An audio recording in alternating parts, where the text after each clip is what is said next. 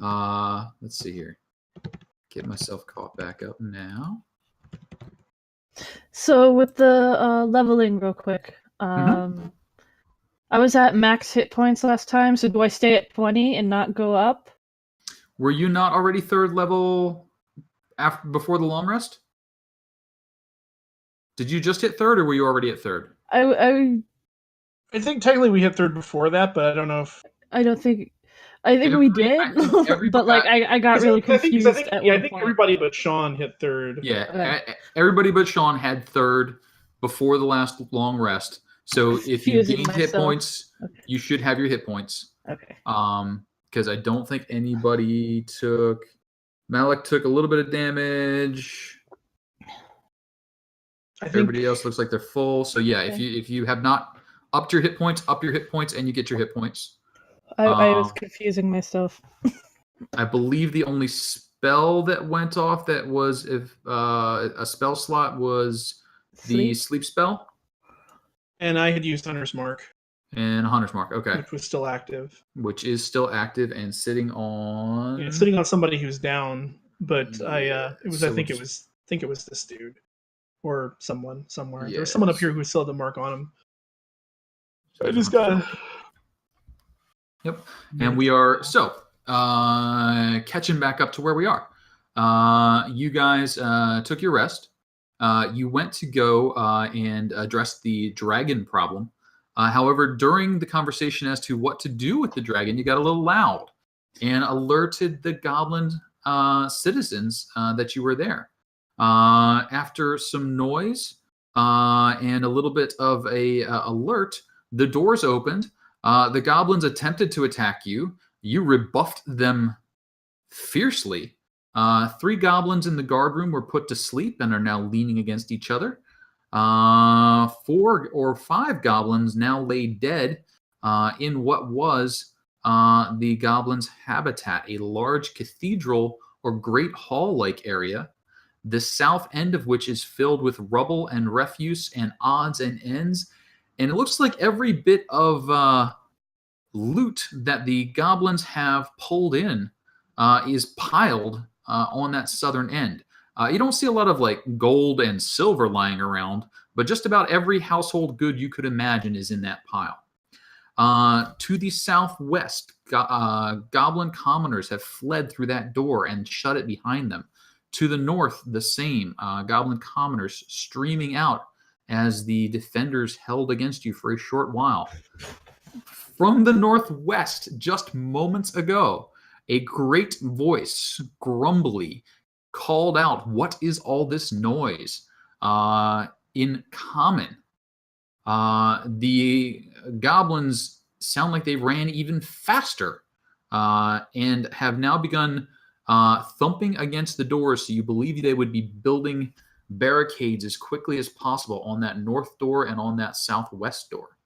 Malik has stepped back to guard the 3 goblins in the room and end them should they show signs of waking. But that leaves the 4 of you in the great hall, a questioning voice having come from the northwest, but the door remains closed. I'm going to start casting a spell. Okay. I'm going to cast Bless. Bless is an excellent spell. I will target... I will target the other 3 members of the party. Oh, so selfless. All right. Bless is now up on the other 3 members of the party. 1d4 if you go to attack or make a saving throw. And that is a concentration, correct? Yes. Yes. And I don't have a marker for that, but you guys know you got it. All right. Bless spell is up, but silence otherwise. Anyone else taking an action at this point? I am going to, if I have a moment, see if the arrow that I fired earlier at the goblin that I took out is recoverable. Bloody messy, but yeah, recoverable. All right. So I'll wrench it out of its corpse and wipe the goblin goo off and add it back into my stock.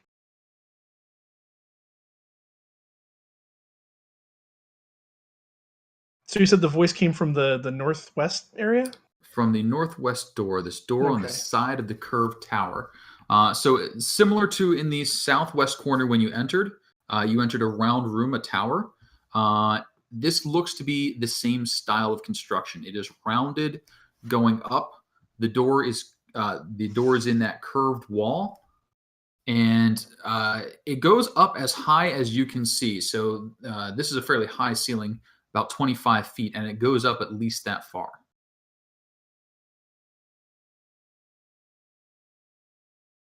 Does the door open from this general vicinity? Does it open inwards, like away from us, or towards us?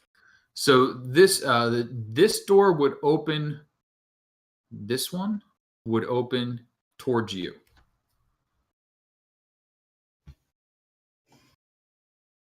And this is one of those big stone official-looking doors, and the hinges are set pretty far out. So it looks like when it opens, it probably swings all the way back and then almost flat against the wall. All of the rubble and household goods stuff on the south side of the room, like how like high and how densely piled is it? Is it just very scattered, or is it like a lot of crap? It is a lot of crap. This looks like years and years of crap that's brought down. You see wagon wheels, boards, clothing, just everything. You see a couch. I mean, you see everything just piled in there. Chairs. It looks like anytime a caravan or a traveler was hit, their stuff ended up in that pile. Okay. Is I'm he? going- Oh, sorry. No, go ahead. Well, I was gonna say, like, Izzy's gonna like check if these guys are breathing, and if they're breathing, she wants to make them not breathe anymore. Okay. So just in case they, get up and come after them in the midst of something else that they're trying to do. You do a little throat cutting, and there's 4 of you, and they're already very hurt, so we'll just go ahead and take care of them. It just tucks it in there. The hunter's mark is still around for you to move. Yep, there's no way to put it on yet, though, because took the fellow away from it. The duration is, I think, an hour. It's concentration, so. So Darvin's slipping things into your belt, by the way. So hearing that voiceover coming from there, like I kind of, while this is going on and they're dispatching the goblins, I kind of like make eye contact and kind of furtive glances towards that northeast door. And rather than re-quivering the arrow I retrieved, I'll just kind of re-knock it. And I'm going to try to go right to kind of the edge of where the garbage really piles up high. Mm-hmm. And I'm going to attempt to stealth down into it. Kind of like, kind of throw my cloak up over myself to appear as like just a lumpy blanket with like the tip of the bow peeking out. Okay. And just try to kind of get into ambush position just in case it's needed. Sure. Go ahead and give me a stealth.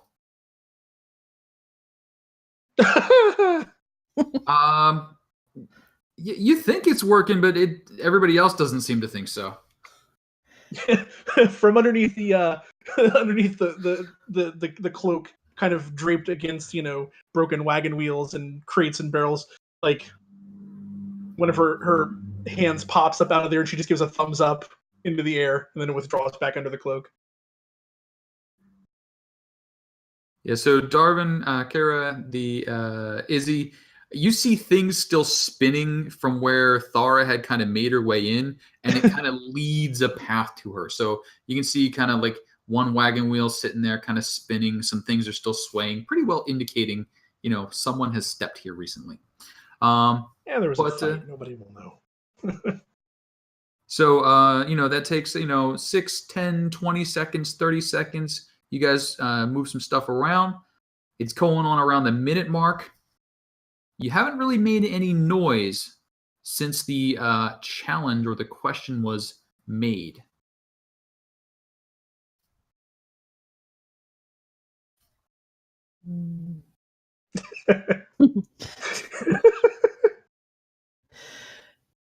The challenge was just like, who goes there or whatever. Yeah, it was who is making all this noise? We are trying to pretend that nothing happened. Yeah.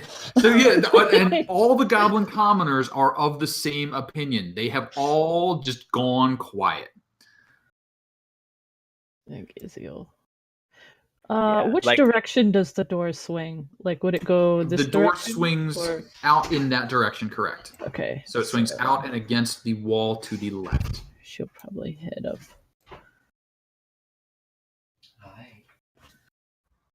here-ish. Okay. I mean, kind of like at the 24 or like 18-second mark. Mm-hmm. After casting, I'm gonna be moving towards this door and then looking at the other 3 people in the group. Okay. As we all back away from you. Yeah, you're good. You're good. Thumbs up. You got this. You got this. Yeah, God damn it! and Where's again, fucking Malik? and again, the hand comes out, thumbs up, back into the garbage. Okay. So you're right at the door. Listening at the door. You don't hear anything obvious on the other side. It seems like after the challenge, they're waiting on some response. All right, I'm just gonna open the door. Fair enough. You open the door. Ba-ba-bum. Opening the door, across from you, you see a large hobgoblin in splint armor. It's not particularly well fitted for him, but it is a notable improvement over the chain the other hobgoblins are wearing. There are 3 additional hobgoblins in the room. There's also a goblin somewhat hiding against the wall to your right.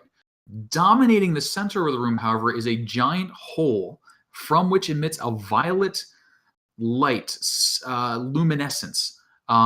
Descending into the pit along the sides of it are white ropey vines. They look like they're sickly but strong, probably enough to climb if you were so inclined. The room is lit by several torches.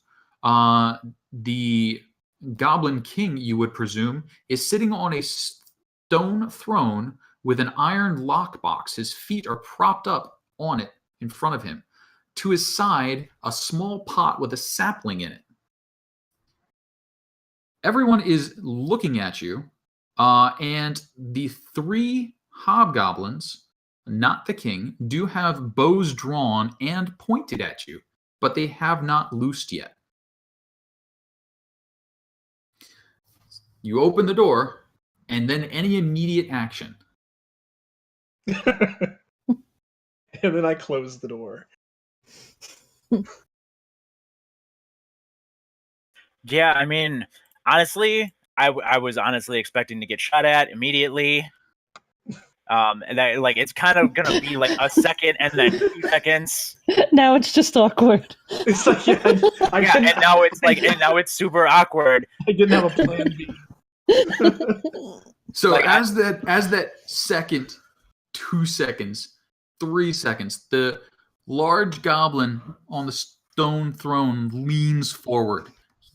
He visibly puffs up. He shrugs his shoulders, bringing the armor up so that it kind of hovers a little bit more, making him look even more impressive. He sets his hand on a large longsword that's laid across his lap and lifts it and points it towards you from across the hole. Who are you that has entered my domain?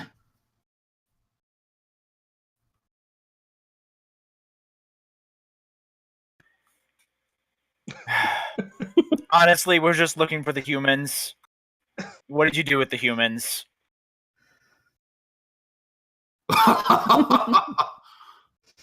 You're far too late. They've been given as tribute. I Be start gone. casting a spell. Okay. So Yeah. I'm assuming that's going to be an aggressive spell? Yes. Okay. Oh boy. So let's go ahead and Izzy has her bow drawn. Yeah, I've been drawn. go ahead and give me some initiatives. Oh, I will definitely take that other one.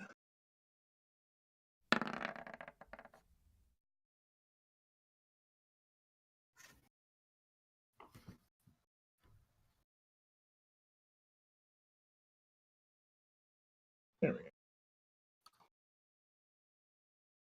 Whoa, speedsters tonight.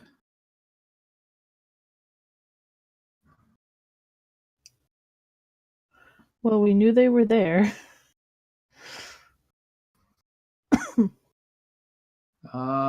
Did I get Darvin? Nope, somehow I missed him. So let's get you added there.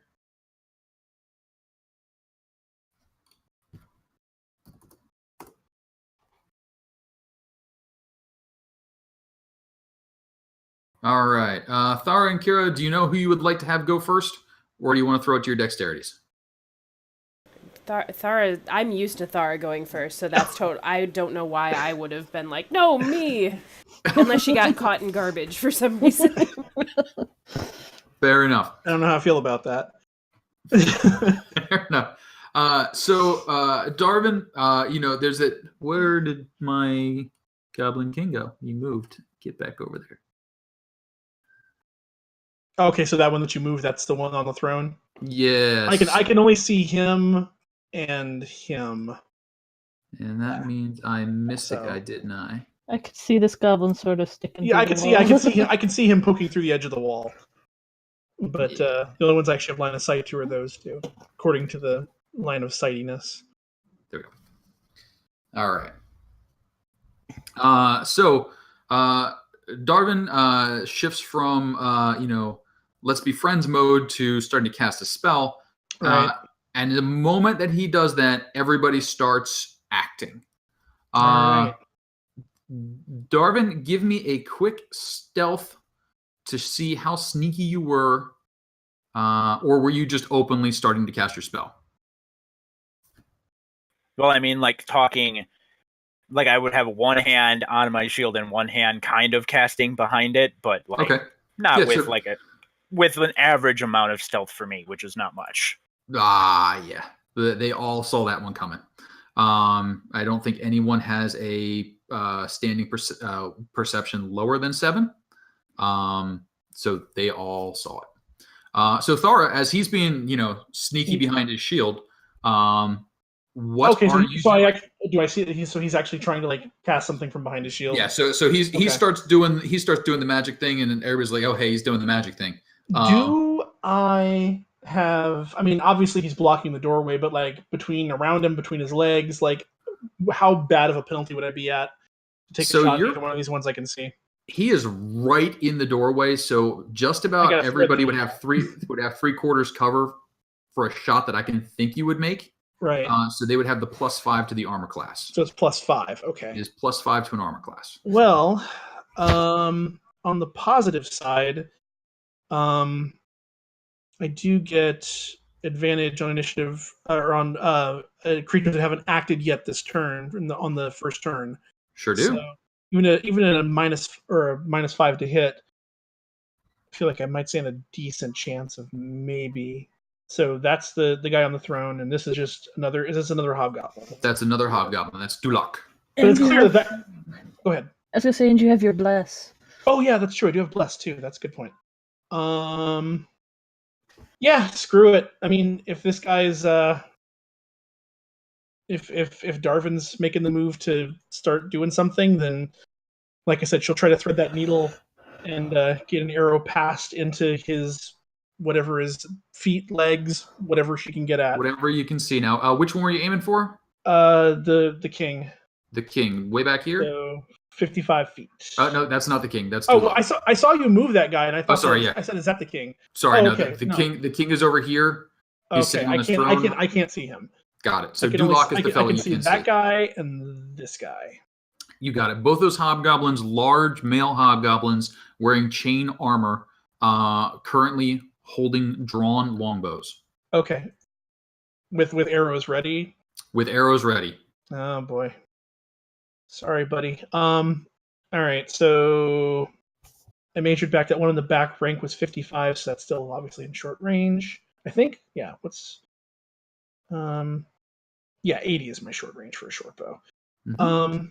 All right, so Sorry, as I would start casting, I would probably just yell out 5 inside because I think Oh, that's sure. about all of the communication I can get across. yeah, that's fair. All All right, so yeah, I'll let an arrow loose at the one on the far back. You got it. Um. And so you do have advantage. It's the first action. Yep. Go ahead and roll your twice. Toggle my advantage on bow. Oh, how about a nat Cool. 20? Surprisingly, a natural 20 does hit. Can I roll that d4 too? Does we need that, or am I No, that's plenty right there. Okay. So starting off the night with a good roll. Go ahead and give me the damage. That is a good way to start an evening. Because with an arrow coming from, well, she'd like to pretend it was seemingly nowhere. You knock him down. No one knew where that came from. And I like to think she, like I said, I like to think she just threaded the needle like right between Darvin's legs. With let's call it a ridiculous luck.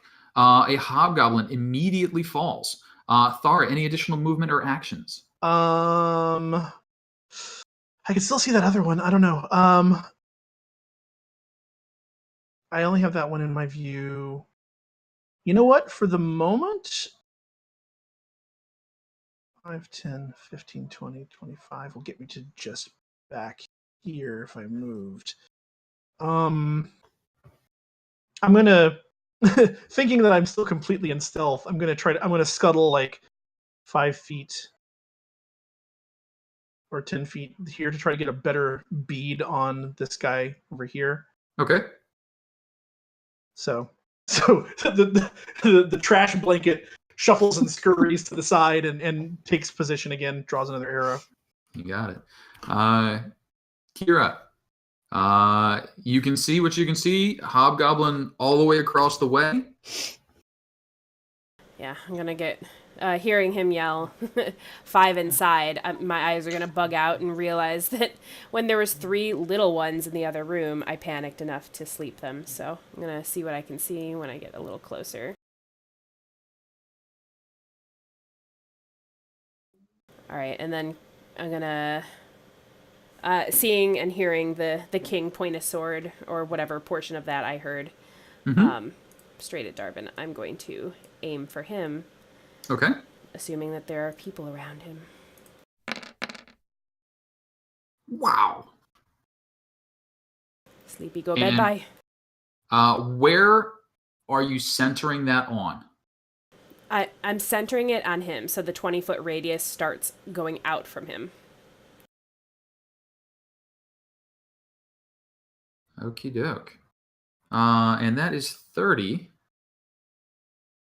And then I'm just going to kind of move off to the side with my remaining.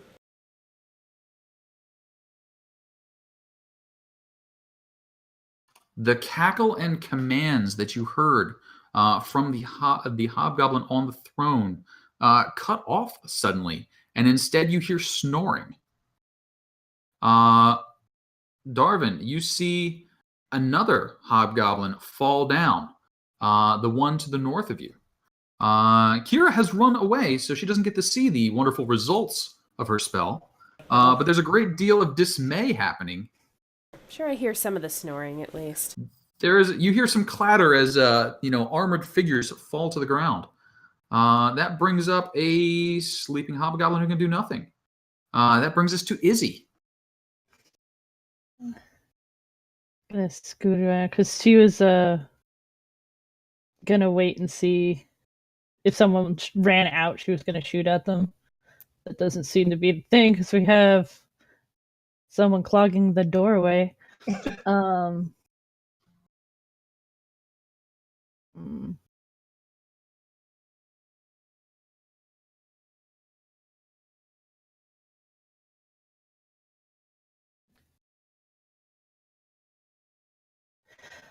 I think she's gonna chill right here and have her bow ready to shoot when Darvin's out of the way. Okay. So targeting the hobgoblin due west, you will shoot if Darvin moves? Yes. Okay. All right. That brings us to an unconscious hobgoblin. That brings us to a sleeping king. And that brings us to Darvin. Darvin, the room odds in the rooms have improved dramatically since you opened the door. Now instead of 5 against 1, it's only 2 conscious creatures against 1.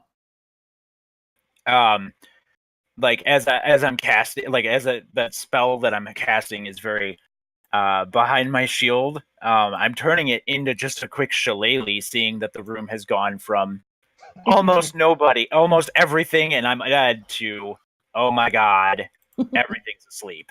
And then I will move 1 step square closer to the hobgoblin. Okay, and the moment you move, Izzy, twang, go ahead and fire. Twang. No. Oh well. Roll that d4. Oh, you get that D4, but I don't know. Uh, Yeah, go for it. D4. Sure, why not? Sure, why not? Maybe you'll get a 20 on the D4. It helped all it could, but not enough. Still, that's a good D4. That was a good D4. It got it closer. Can't. Wait, hang on. You know what? I said that. Yeah, I'm all right. Wait. 16, 15. Actually, you only missed by 1. It's a roller coaster ride of emotions. Oh Yeah, crap! that was. I forgot about the shield. He doesn't have the shield. He's got the longbow. I forget things. People forget things. But Darvin, Hobgoblin looking completely stunned at the turn of events, holding a bow sitting next to you. One behind you, unconscious on the floor. Little Goblin, just stunned. What are you doing as you cast your shillelagh? Just holding it and letting them peaceably go on their way? Yeah, I'm gonna move over here, and then I will try to sonic boom this hobgoblin, kind of giving a nice verbal punch. And I should have blessed myself, is what we find out. That is exactly what we find out right there. You are just rubbing his chainmail, but it is not enough to get through. Any additional actions? No, all good. Got it. That brings us up to Urut, who abandons the idea of a longbow, draws his longsword and shield, steps, and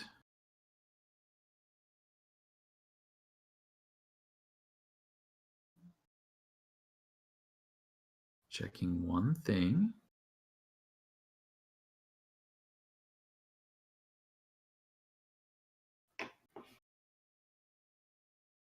He then gives you a shove, Darvin, toward the hole. Oh boy.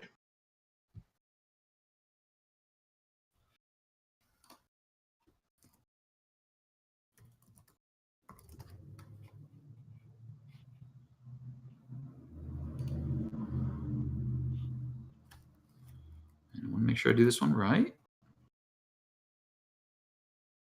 Strength, athletics, acrobatics. So athletics or acrobatics, your choice to defend. Oh yeah, I'm gonna nimbly move out of the way here. And this is a skill check, correct? This is a strength or acrobatics or athletics, your choice on the skill. You need to beat a 9, so your target's not too bad. Hey. That will be fine. So Urut scoots around, looks all like proud of himself at the idea, takes his shield, gives a little flex towards you, tries to knock you back into the hole. You're like, no. And he's a little stunned at your performance there. And then he continues his movement to get around on the opposite side of you and pick up a little more cover from your body. That then brings us to the small cringing goblin who kicks the hobgoblin next door, waking it.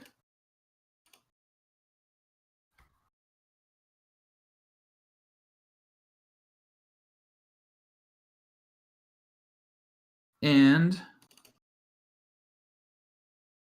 chants a quick biting oath, gesturing towards the hobgoblin across from it.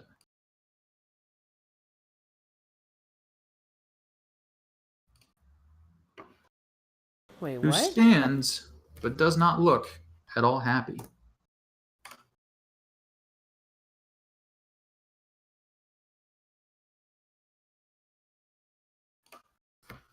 The small goblin witch doctor, witch doctress, witch. We'll just call her a witch. Invokes. So are you trying to imply that female goblins can't be doctors, Casey? Small. That's witch doctor. Witch. Yeah, actually, I guess it should be. That was ridiculous. bad. I shouldn't have done that. Ridiculously sexist. I'm sorry. I'm a bad person at heart, really.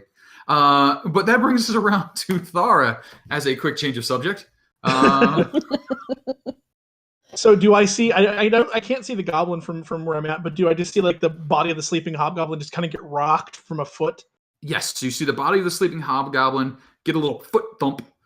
It starts shaking itself. It hasn't stood up yet. It's still laying. But I can see it's starting to rouse, though. It's starting to rouse, as is the one across the way. Both are prone. I can't. When I shifted, I can't see the other one now. The only one I can see is this one. Okay. Yes. So you can see he is now awake. He's starting to get himself turned over. Little turtle on his back right now. All right. I'm like, no. Go back to sleep. And I sight down my bow and I give the little eagle shriek and I move the hunter's mark to that one. Was the bonus action? Now he is prone and you are further than next to him, so you will have disadvantage trying to shoot at. Okay. I'll have disadvantage. Oh, because it's prone. Okay. Because this would be, I believe so. Okay. I guess I could probably move closer to see what I can see here. Although that's, I mean, I wouldn't know that the other ones are back up yet. I mean, I would know it would be harder to shoot at this prone target, though. Yes. I'll try to move a little closer to see if any other. Well, no, because I still want to shoot at that one because I hunter's marked it.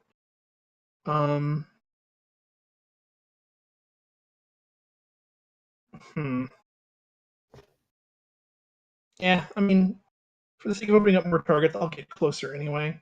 So 5, 10, 15. Oh, yeah, 20, 25. Hold on. 5, 10, 15, 20. 20. 15, 20, 25, yeah. So, oh yeah, there, that definitely opens up. I can see half of the goblin and the one that's getting back up now. But I already hunter's marked that one, so I probably should try to go for it.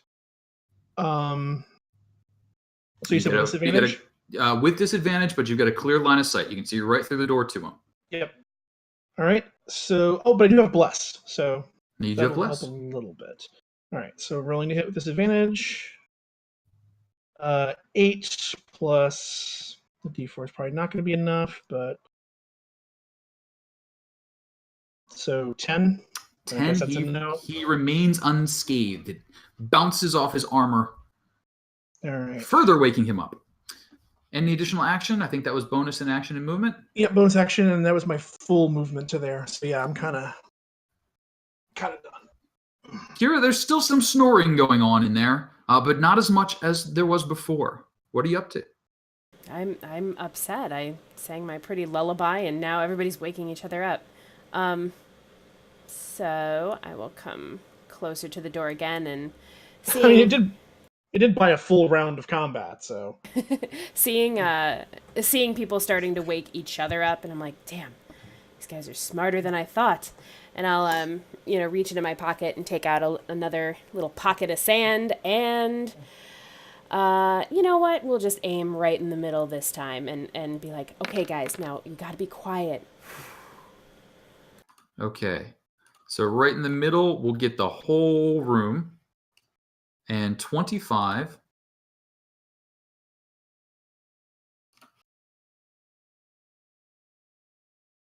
I even rolled a 1 in that one.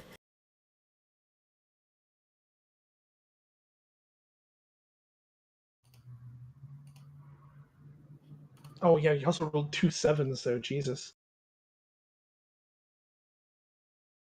11.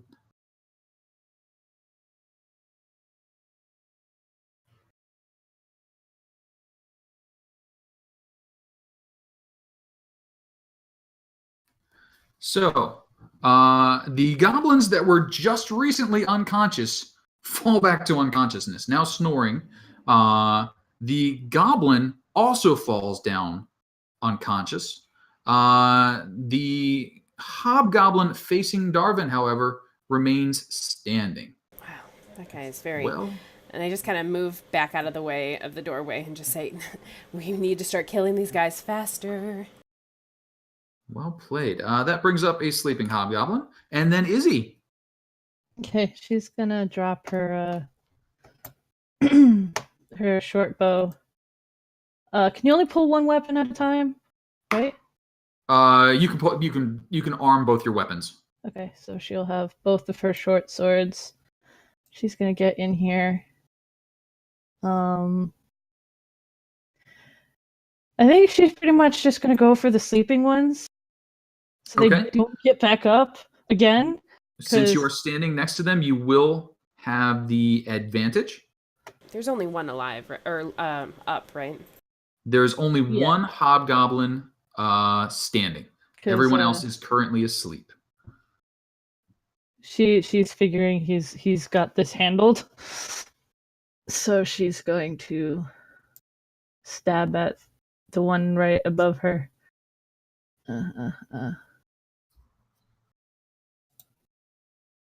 That will do. And that will do. And he is sleeping, so it is an auto crit.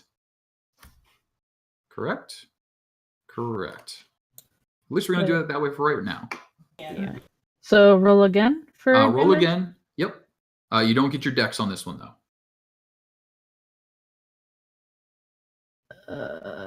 Just a D6. Yeah, just a D6. Okay. So you sink your blade into him. It squishes unpleasantly. He does not look like he is quite too dead yet, but he does startle awake. Shouldn't it be He 2d6? Well, she 7 plus 1. Oh, you can do a sneak attack too. Yes. Did you sneak? If you want to use your sneak attack, you can do all kinds of damage to him. Ow. And technically, that sneak attack also doubles on a crit. So roll sneak attack again, or just double the 7? You would roll your sneak attack again. So you get another 2d6. So yeah, you did 10 to 20, a lot more than he has. Oh, yeah, you did death to him. A lot more than he has. You dealt exactly one death. Good job. So on your first attack, well done. Do you wish to use your second attack? No, I think she's just gonna be like, whoa. Like probably just like spurting blood out of some orifice and just like, whoops. All right. You do not wish to use your bonus action? Yeah, I think she'll just stab the other guy. Okay. If he stands up, she'll stab him again. If he stands up, she'll stab him again. Could show mercy. Help. Which one was the witch doctor again? So stabbing the witch doctor now. You have not seen the witch doctor. Is a goblin in the corner. I don't think Kira has seen hide nor hair of the witch doctor. Help me, please. She's like, you got this. Just stab these sleeping goblins. Yeah, that's pretty much. He's like, you're fine. That does not hit the sleeping goblin, nor does it disturb him. So he remains slumbering at the moment. 16 does not hit this. Oh, I'm sorry, 16. 16, I misread. 16 does hit the sleeping goblin. And that does wake him up. Do I roll the other d6? You already used your sneak attack on the... No. I mean, like... auto crit for oh, yeah, crit. Yes, absolutely. So there. So, starting to wake up. Remains just barely clinging to life. So you got this, Darvin. You're good. Not gone well for the hobgoblins as of yet. Sleeping hobgoblin. Darvin. Bonus action, cast spiritual weapon. I'll put it right next to the shaman. Okay. And I will make that attack.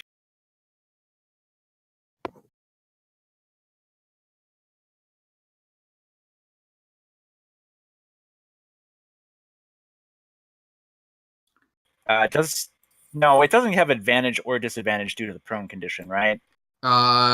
He prone. Prone does not get advantage. Prone. Because I don't think like it's a magical attack. It's kind of fuzzy. It's a melee spell attack. So yes. So if you would have advantage, you would. And prone, you are next to it.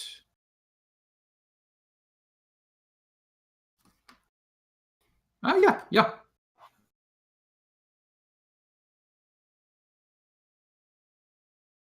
So 16? 16 will do it. What form is your spiritual weapon? That is an excellent question. We have not yet seen a spiritual weapon. It is literally the actual symbol of Mistra. It's not an actual weapon. Oh, okay. What's Mistra? Is that the eye? No, that's Azuth. I have it on my I don't remember offhand. Oh, it's a star. It's like a 8-pointed star in a circle. All right. So Yeah, bonus with a action. river. Whirling blades of death. Bonus action. Spiritual weapon. Darvin brings the symbol of Mr. down upon Grendel the Goblin, and the Goblin is no more. Now that was bonus action, so action. I will cantrip my booming blade again. Okay. And it'll make another loud noise trying to get this hobgoblin that's next to me under control. Yay! That is a considerable amount of noise and damage. So he's going to take 8 bludgeoning damage right now, and then he's just gonna his armor's gonna vibrate a little bit, and if it moves a little bit, it's gonna kind of erupt. Understood. Now that is a terrifically loud noise when it is cast. Is that correct? Yes, it was last round, and it definitely was this round. All right. And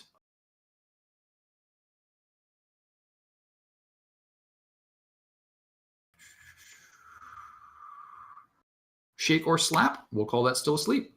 So Booming Blade apparently does not wake the sleepers. But your rut does get an action. Your rut is really in a lot of trouble right now. So he is going to disengage, come up here, and kick his boss. All right. So as he takes his first step, and he's going to take a D8. All right. So go ahead and roll his D8.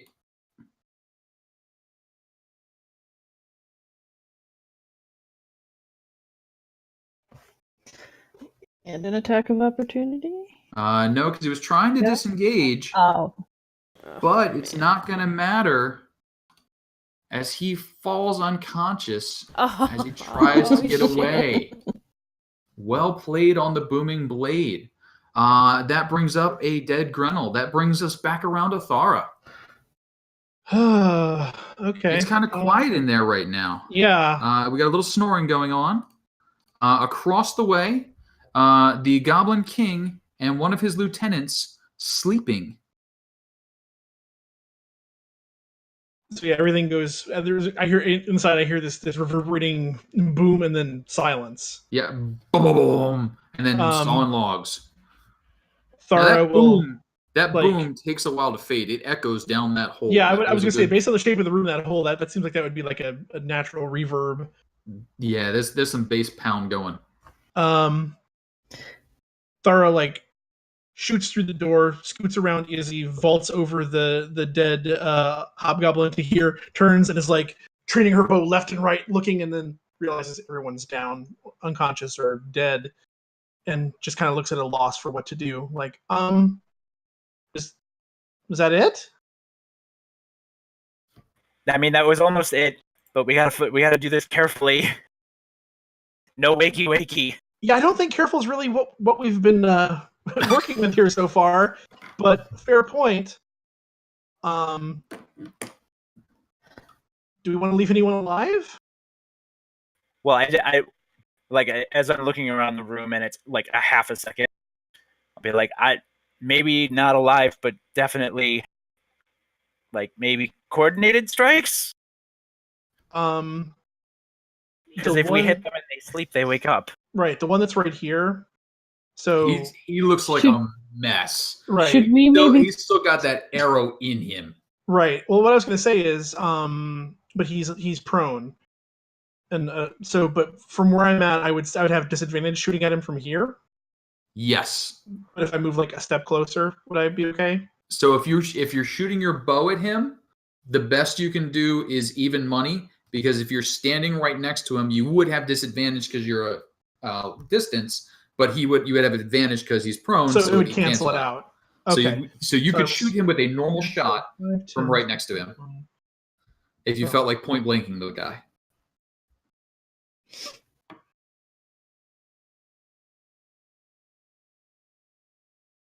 Well, I'm a little further away than I can do anyway because I didn't move. I moved 5, 10, 15, 20, 25.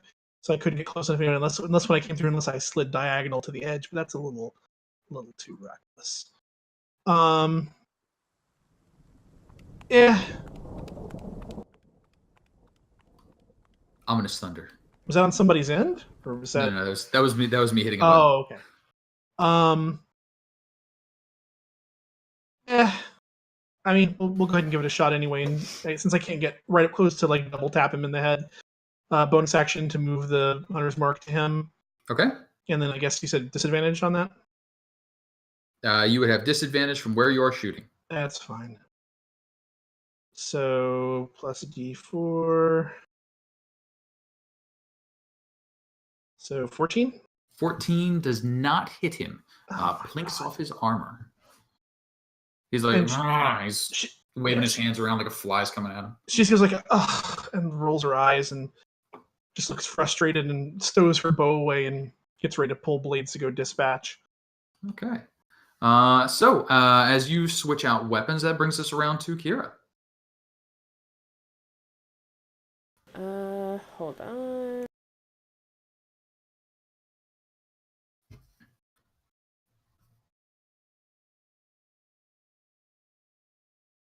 All right, so 5. Trying to make my way into the room. So I hear everything going on in the room now, and I'm not quite sure what's going on. 5. So Kira peeks into the room once more. And this is a hole in the center, right? That is a giant hole in the center from which violet light is emitting, a luminescence. There are torches posted around, and there are vines going down around the edges of the hole.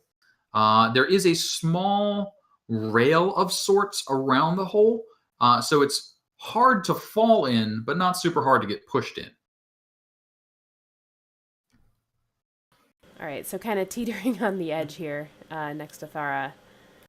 I am going to stabby at the sleepy one. Come on. Oh. Yes, you do. Ridiculously so. Whipping the dagger out of my boot and just going, I haven't used this in a... Oh, okay. All right, got it. And he was sleepy, so crit it. Yay. Damage is damage. And that does send him into the land of death and beyond. Blink. Do we have anything to ask any of them? Oh, there's so many things to ask. And I just kind of like look, I kind of straighten myself up after that, and I put a finger to my mouth and go, shh. You And can point at the tie king. that asshole to the chair. That's what we're great at. Although I wish Malik was here. So in the distance, to the southeast, you hear the sounds of an axe falling as Malik accidentally removes the goblin's heads. Izzy, that brings us back around to you, though.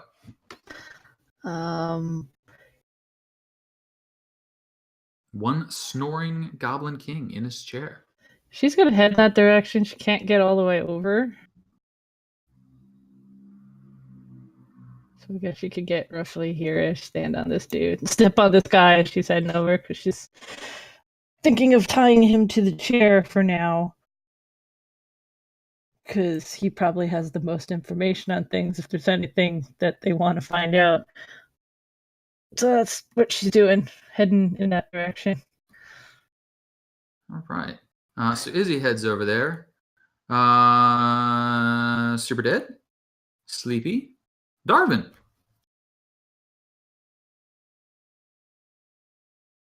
All right. Well, this guy isn't dead. He is not dead. So He is He unconscious. needs to be dead. Okay. Let's see. So my hammer was there. Was it above the hobgoblin or above the witch doctor? 5, 10, 15, 20. So I will move as a bonus action, I will move my symbol of Mistra 20 feet next to him and then hit him with that.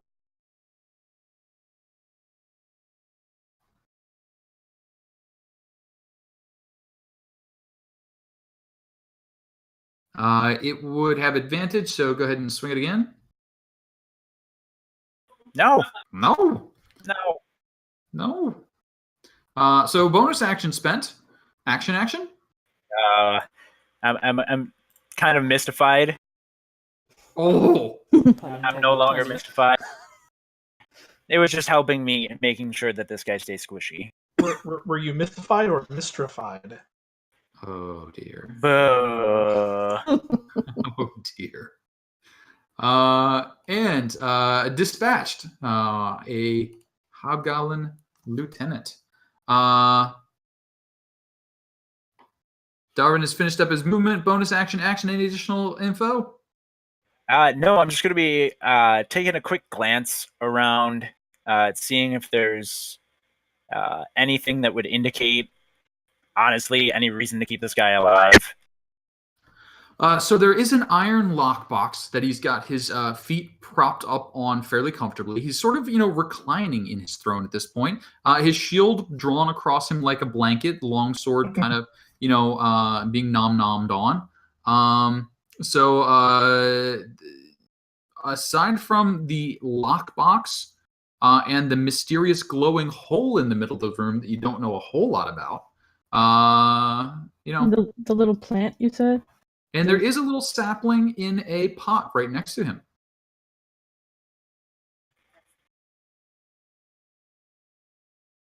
Yeah, I guess I'm kind of just staring at the roots that are coming out of the ground, and I'm like, well, maybe we should ask him about the giant hole in the middle of the floor. It's kind of the purple elephant in the room. And with that thought underway, Super Dead Guy brings us around to Thara. So the difficulties dispatched are sheathes her swords, realizing this was a pointless thing. And seeing this, she kind of gives a nod. She fishes a coil of rope out of her pack and begins setting it up to loop around him in his chair, and kind of looks at everybody for a confirmation. So as you are preparing to loop, something happens. Oh, fun. The potted plant that was sitting right next to Dern. Would anyone like to take a guess what's about to happen? It gets bigger? No. What's happened with every plant you guys have encountered? A twig blight erupts from the pot, claws at Thara, and attempts to force her back into the pit. You son of a bitch. Twig blight's not known for their strength. It got bigger. But you do need to contest against a 17. Yeah. You can use acrobatics or athletics, your choice. I'm untrained in acrobatics, but my raw dex is better than my strength, so I'm gonna go acrobatics. I rolled it with disadvantage. Even a 7 would not have been good. Scrabbling at you, it shoves you backwards towards the pit. You hit the little railing right at the back of your knees. I need a dexterity saving throw. Oh, God. And I believe you may still have Bless in effect. I do, actually. Actually, I could have used it for acrobatics, but it still wouldn't. Because Izzy's right there. Would you be able to try to help? I was also going to say too, if something happens and I go pitching over, would there be a possibility I could use, because it was my turn, could I use like my reaction or something to try to throw the rope in my hands to someone? It depends on what the roll is here. Dex save? Dexterity saving throw. All right. So I'm going to roll the d4 first to get that out of the way. Okay, so 3 plus... 19? All right.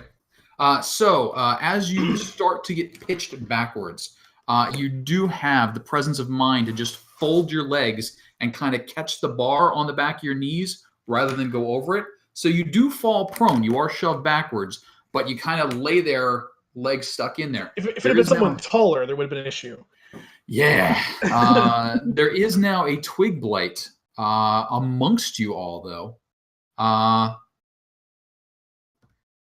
Kira, you do get an opportunity to do something if you would like. So I don't get an action? Well, your action was preparing the rope, so you're basically that's fair. You were getting the rope ready, and then it was like, "Wah!" Nope, I forgot about that. Fair enough. Though it doesn't make noise, it just sort of crickles at you. It's like, Yeah. There is way too little fire in this room. is there? Fucking plants. I just like shake my head and go to light it on fire, and then I say, there is every reason to keep this king alive, regardless of the stupid freaking plants around him. Oh, that will not hit a twig blight. Wait. That, I mean, we have it's a probably D4. not gonna... That will not quite do it. Twig blight stands proud. Any additional actions? I'm like dodging out of the way of fireballs. Yeah, nope. I'm not wasting anything else on this fucking twig. Daddy Izzy. She's going to try to pull, reach down and take Thara's hand and pull her back up. Okay. What do I? So you just help her get righted. Not a problem. Okay, I don't have to roll anything. Nope. You're just using Bonus your movement. action? Nope. You're just using your movement to simple interaction stand somebody up. Okay, so she's. I mean, assuming Thara's okay with that. I'm totally fine with that. Yeah. No complaints here. Pull her up and then try to swipe at it. That does not work. Does this one work? Yep. The 18 will work. So that one. Not so much of damage, but something. Now that is actually going to be enough to shred the twig. So still not quite fully emerged from its pot. It got its claws into Thara, and then Izzy finished it off, leaving us again now with a hacked plant in a pot. Dern, the Goblin King, sleeping on his throne. A little more chaos in the room than there was a few seconds ago. And with that spent, I'm going to take us out of initiative for now.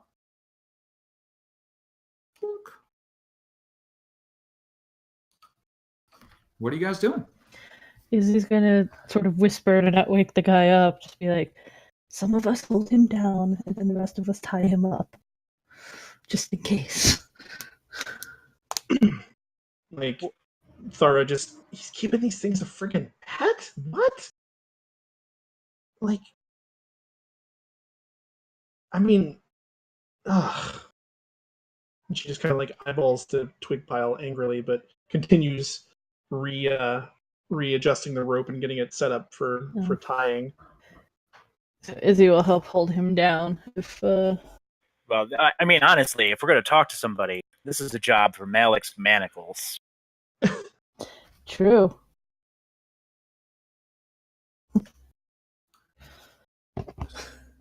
So as if prescient, Malik does walk in, wiping the blood off of his axe, looking around. He's like, they woke up,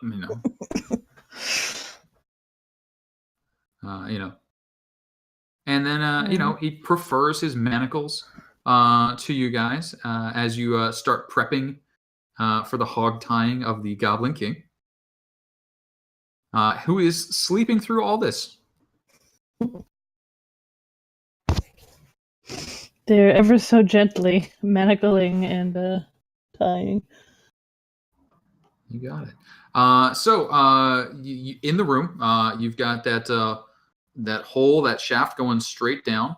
The ceiling of the room, now that you guys have a little more of a time to look around, it actually goes up just a short ways before it domes. So unlike the tower where you entered, which continued up 30 feet into open air, this one's actually got a ceiling to it. There are 4 torches in the walls. The stone throne that you are now getting ready to tie Dern to, and the large iron chest that his feet are propped up upon. So I'm going to propose something that might be a little bit, I don't think mean, but appropriate to protect ourselves. There are no bad ideas in brainstorming. I propose that we hit this guy a lot in a non-lethal fashion at the same time, and then I think Malik might like this. Yeah, but it will use some resources. He maybe lays his hands on him just a little bit, just to wake him up. I don't know if Malik would be about that. So break his legs? I mean, we've got him pretty severely outnumbered here. If he's got half a brain, he's not going to try to pull anything. He's a goblin. They're They're not known for brains. Does he look like we could distinguish the witch doctor, the shaman, or whatever? Does he look like somebody that would be, casty? No, he looks more like the fighty bitey type. He's got the big armor on. He's got the big sword. He does not look, at least not like any spellcaster stereotype. You've heard of, the arcane knights, things like that, but he does not seem to be of that nature. Okay, well, I guess after he's manacled, I'll just kneel next to him, pass the sword to Darvin, and, motion at his neck or something, and get my hand ready for a good slapping. Slap awake, and I just kind of look around the room like, yes, slap. I thought we were breaking his legs first. His legs are actually propped up on the iron chest, so if you swung down on his knees, that hurt. I reposition, switch places with Darvin. Go over that way. Bludgeoning device. Break some knees. And after a little talking, you guys can convince Malik, to use the lay on hands as a quick wake me up after you do whatever it is you're about to do. So if you are attempting to become knee breakers, I will need an attack roll from whoever is going to be doing the knee breaking.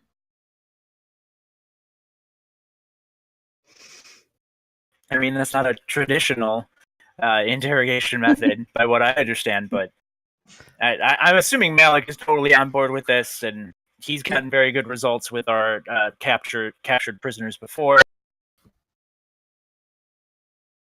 So if you'd like Malik to go ahead and do the knee breaking honors, he will comply. Give him something fun to do. Yeah, I think that's very appropriate. All right. So he winds up, lines up, and he was pretty angry at the voice of the Goblin King, the actual Goblin King himself. Yeah, no mercy.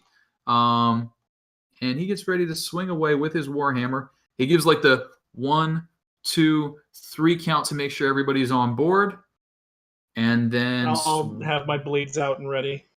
And then swing. And that's a plenty good hit.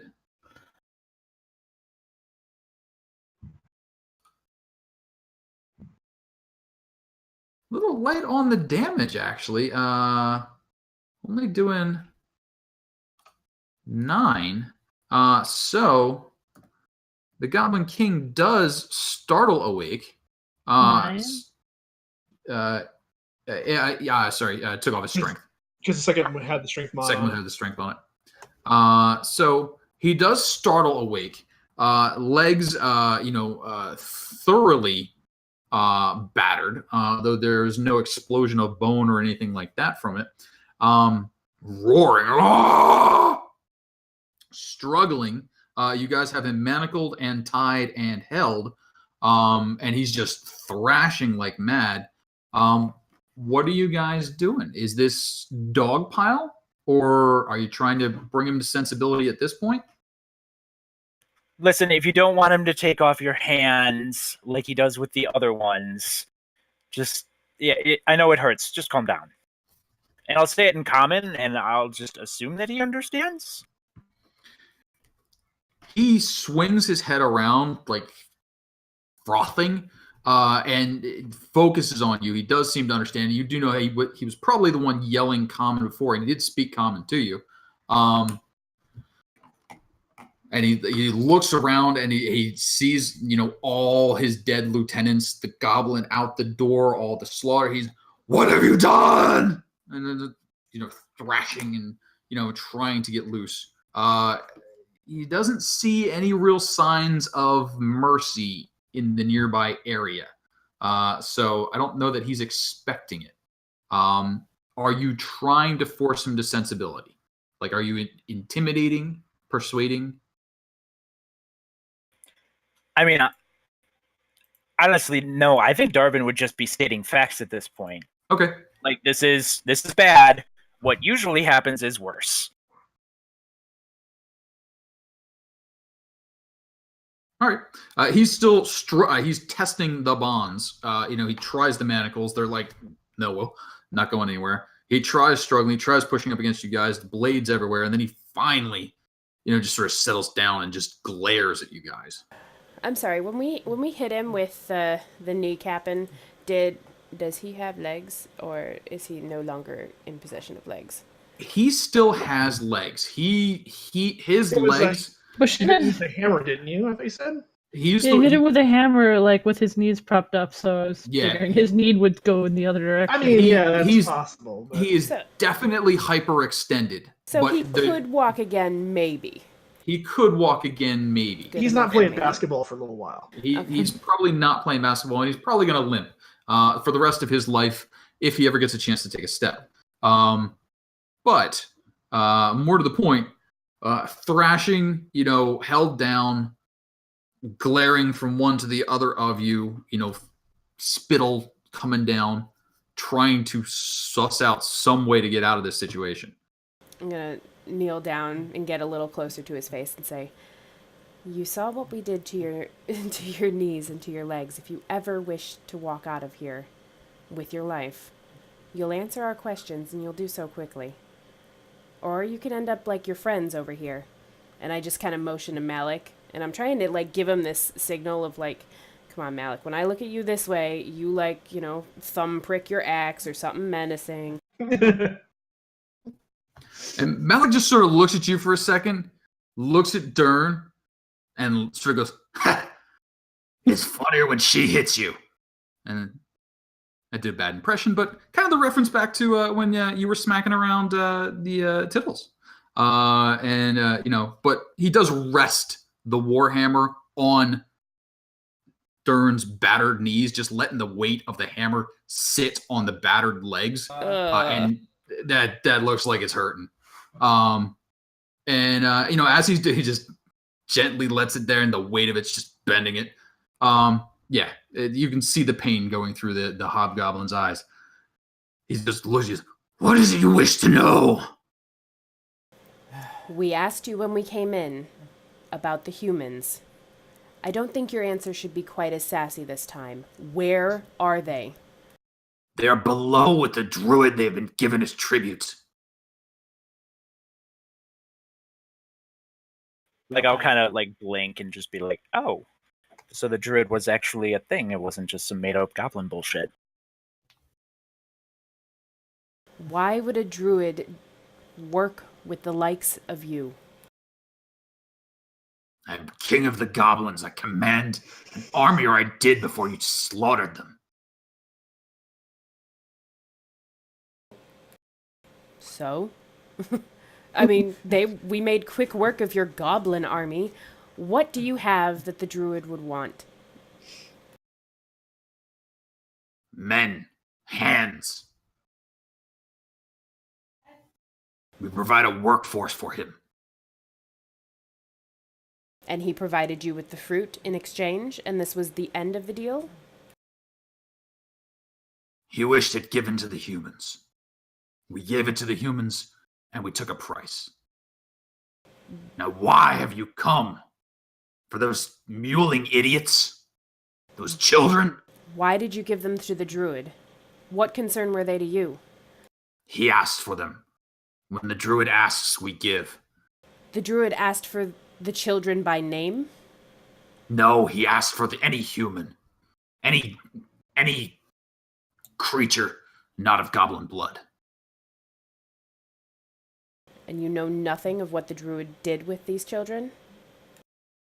He took them below as tribute. Below meaning, and I kind of point behind me at the giant gaping purple hole. Yes. That is where the druid dwells. Izzy's gonna look over the edge, see what she could see. Yeah, me too. Okay, so it is. I will keep my eye on him. Yeah, I'm keeping like a dagger next to his ponytail or something. What? He's not his ponytail. The I've seen Game of Thrones. I know what that means. Oh dear. The tunnel descends probably 80 feet down, and at the bottom you can see what looks to be moss and dirt, and mixed in with the moss and dirt is a glowing phosphorescence, and that looks to be what's causing that violet glow. In amongst the vines that are growing, little patches of purple moss glowing with a violet light is illuminating the tunnel. And looking down, you kind of see that haze, and then you see the ground below, but it's a little indistinct. It looks like a lot of humidity or smoke, kind of like if you've seen freshly turned mulch is rising off of it. And the smell is there, but that smell's been pretty bad since you entered the goblin area. Really, the whole citadel's a little stinky. I'm picking up some of the Sharpie remnants of the twig blight and kind of turning it over in my fingers while this is all going on. Now, looking from it to him. As you're turning over that twig blight, the others that you saw disintegrated to just dry, brittle twigs almost immediately. I mean, as soon as you smashed them, they almost became powdery. But this one's pretty intact. This one's a little sappy. It seems like there's a little more to this one. It's still crumbling away, but there's like a sappy stickiness inside of it that wasn't there in most of the other ones. Yeah, I'll like give it a good investigating and a sniff and possibly an exploratory taste. Everybody likes to stick things in their mouth in this group. I like it. So with the twig. Well, I've probably tasted tree sap before. Yes. So this doesn't taste like tree sap. It's sort of red and tacky on your fingers, and as you touch it to your lips, it's got kind of an irony bite to it. It's a lot more irony. Yeah, it's a lot more like blood than like sap. Seeing Thara do her way of investigating things, I'm going to just kind of look confused and shake my head a little bit and go, what's the deal with that? As Thara's like kind of sticking her fingers together and lip smacking and...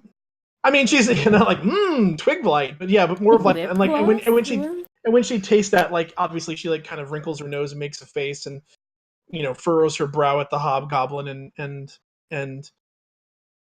she holds the sharp little twig bit up and kind of waggles it at him. Yeah, Kyra's just wary of something happening to Thara again because she just seems to have such bad luck with these damn bushes. Is the druid sending these little abominations out too? We found these all over the place. That was my faithful pet, Spike, a gift from the druid. Well, here, he can stay with you. They follow him and serve him. And I'm like, well, he can stay with you then. And I take the twig and I jam it into his like leg wound. Oh, ow. Yeah, you do. He does not look happy to be reunited with his pet. There you go.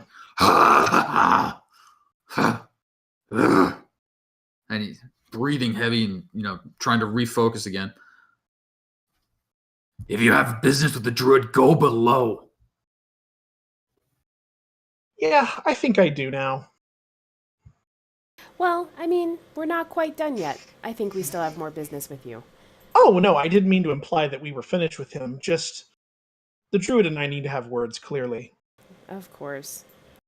And I just kind of turn and I say, okay, well, that answers the humans. Now, where's the dragon? The bugbear's pet. It's down the hall, tearing up the place. Down the hall where? And he points towards the east, down the hallway.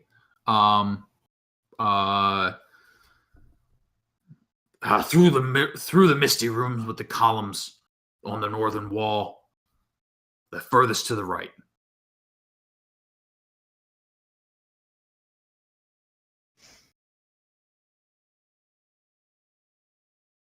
And from where There? he's describing, right about there. Yep.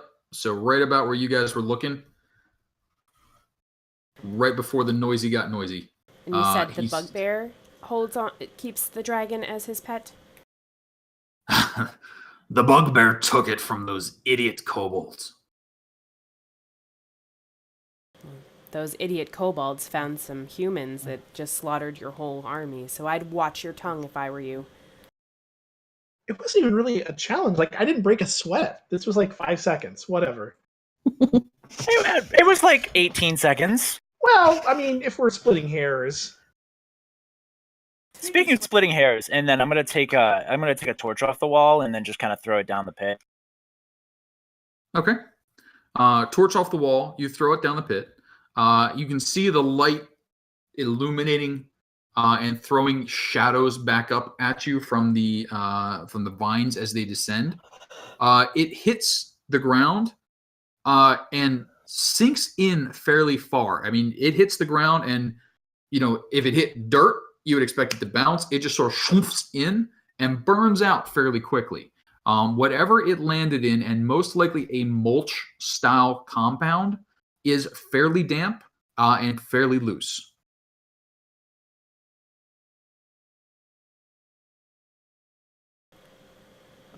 And I just kind of look over at Darvin, and I look down, and I'm kind of super grossed out by whatever just absorbed that torch.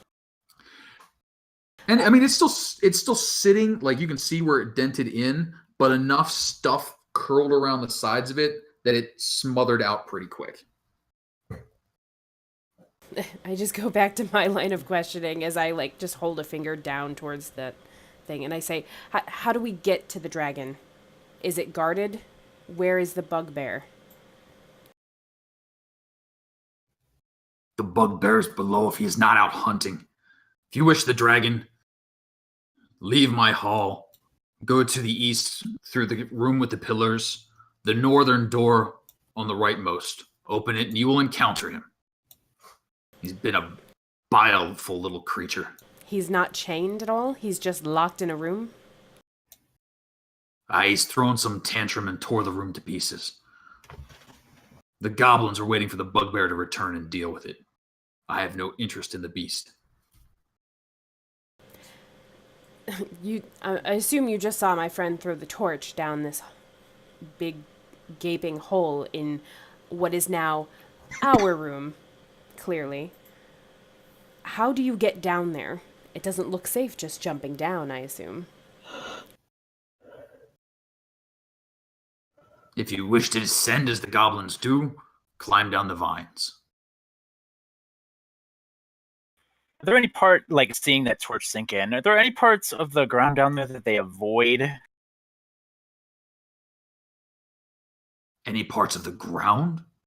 It seems a little sinky. Maybe a little living. That is where the gardeners compost.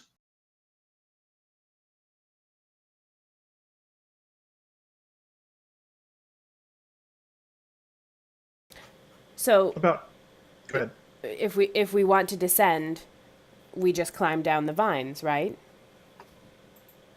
Yes, climb the vines, and should you fall, I'm told some of the goblins survive landing in the compost. It is softer.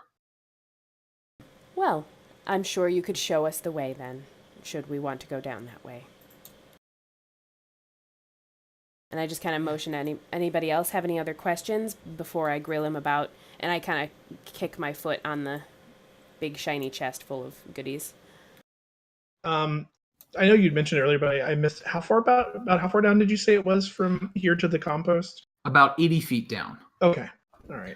So if not for the violet light and the torch that was briefly thrown down, you wouldn't be able to see. See the But bottom, right? You see the bottom, and it's kind of a purpley glow, but there's a haze over everything. There's that steamy smoke that rises off of compost, filling the area. Yeah. No, Thara grew up on a farm. She knows from compost smoke. Yep. So that latrine question that came up a little earlier, that might be where it's going. So how just bringing it into the king's like throne room. That's just pardon us, just dumping the chamber pots. It's got to happen. Yeah, I mean, get that night soil in there.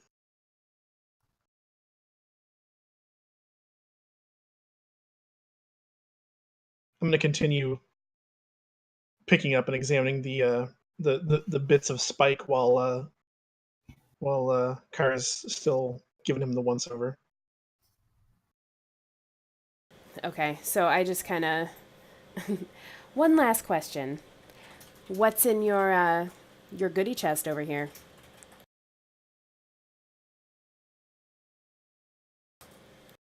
You're clearly very protective of it.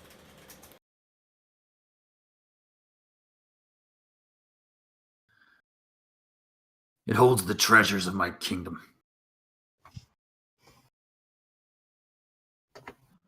If you agree to free me and let me make my way out, I will tell you how to access it without risking your lives.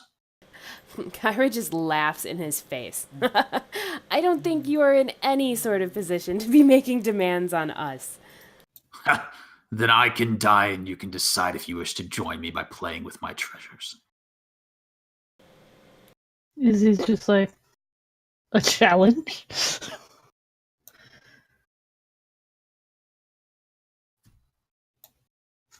Yeah, I think like while they're talking, she might just go and like plop down by the chest and start taking a look at it. Okay. So go ahead and give me a Thieves' Tools.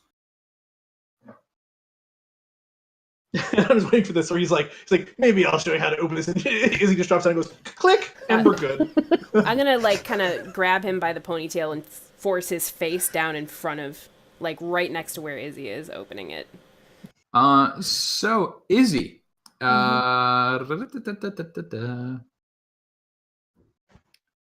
you do detect that the chest is trapped.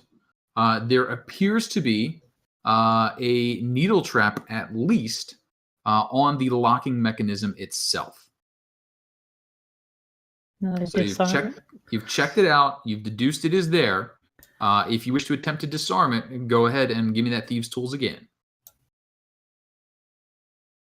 Is the bless still active? No, but I have inspiration. Oh, so that gives advantage, right? It doesn't, but officially you're supposed to say it beforehand, but I'll let it slide. Okay. So you fiddle with it. You hear the sproing. You move your fingers apart, and the needle juts out between your fingers. But then you manage to get your tools in behind it, so it can't retract, and you've effectively disarmed it, though it is now sticking out. And it's a nasty-looking needle. It's at least 3 inches long. It is coated in a waxy substance that you would assume is certainly poisonous of some sort. But now that you have the needle trap out of the way, it'll be a simple matter for you to open the chest. Okay. Then she'll open the chest. Okay. So you lift open the chest, and the hobgoblin is just growling and cursing and spitting at you as he's held down that way. Inside, you see several pieces of clothing that look like they would have been belonged to a nobleman.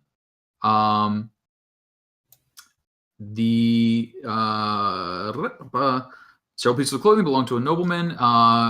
about 250 gold coins and 2 onyx gems that are stored in there as well. There's some other odds and ends that look like they were the valuables plucked from the goods that were captured by the goblins, but they are only valuable in that they seem to be of nice make. It's a plate set. It's, a nice cup, things like that. You probably would have trouble selling them, but they're nice household goods. She'll just like lean over and pat him on the cheek and be like, "Sorry, buddy." Yeah, he does his best to try and bite a finger off, but there's a lot of blades at him right now. So yeah, you get a little pat on his cheek, and he'd take a snap at you though. She just laughs. I move his face closer to the poison needle. So what other bargaining chips do you have left at this point? Because as you can see here, this chest really wasn't much of an option.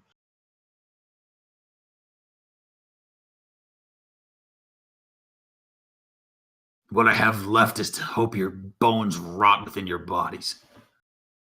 Well, that happens to all of us eventually, silly. And he spits at you.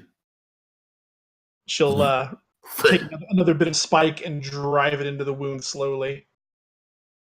And he sort of sets his teeth at this one and just starts growling at you as you're like, you do your worst. I push him into the poison needle. Oh, just his face. Ow. That happened. And so, I say, I'm like onto it? Yeah, yep, okay. Right into it. Go ahead and give me an attack roll. Okay, I'll just do this one. You start to shove forward, he starts to lock up, and he manages not to get his head thrust forward, but you're pushing his head down. Do I have advantage because he's restrained, technically, or no? Not on this one, because you're trying to bend his body around. Like right now, it's you're pushing, he's pushing, and you're not. If you were picking up the chest and hitting him with the chest, yes, but you're trying to manipulate his body, and he's actually got his feet braced enough to try and resist that. Okay, I'll help.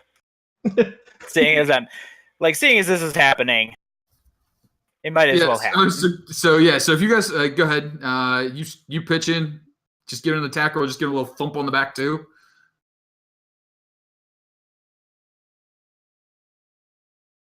Sorry, I don't have a base attack roll that's not wisdom based. Hold on. Just roll a d20.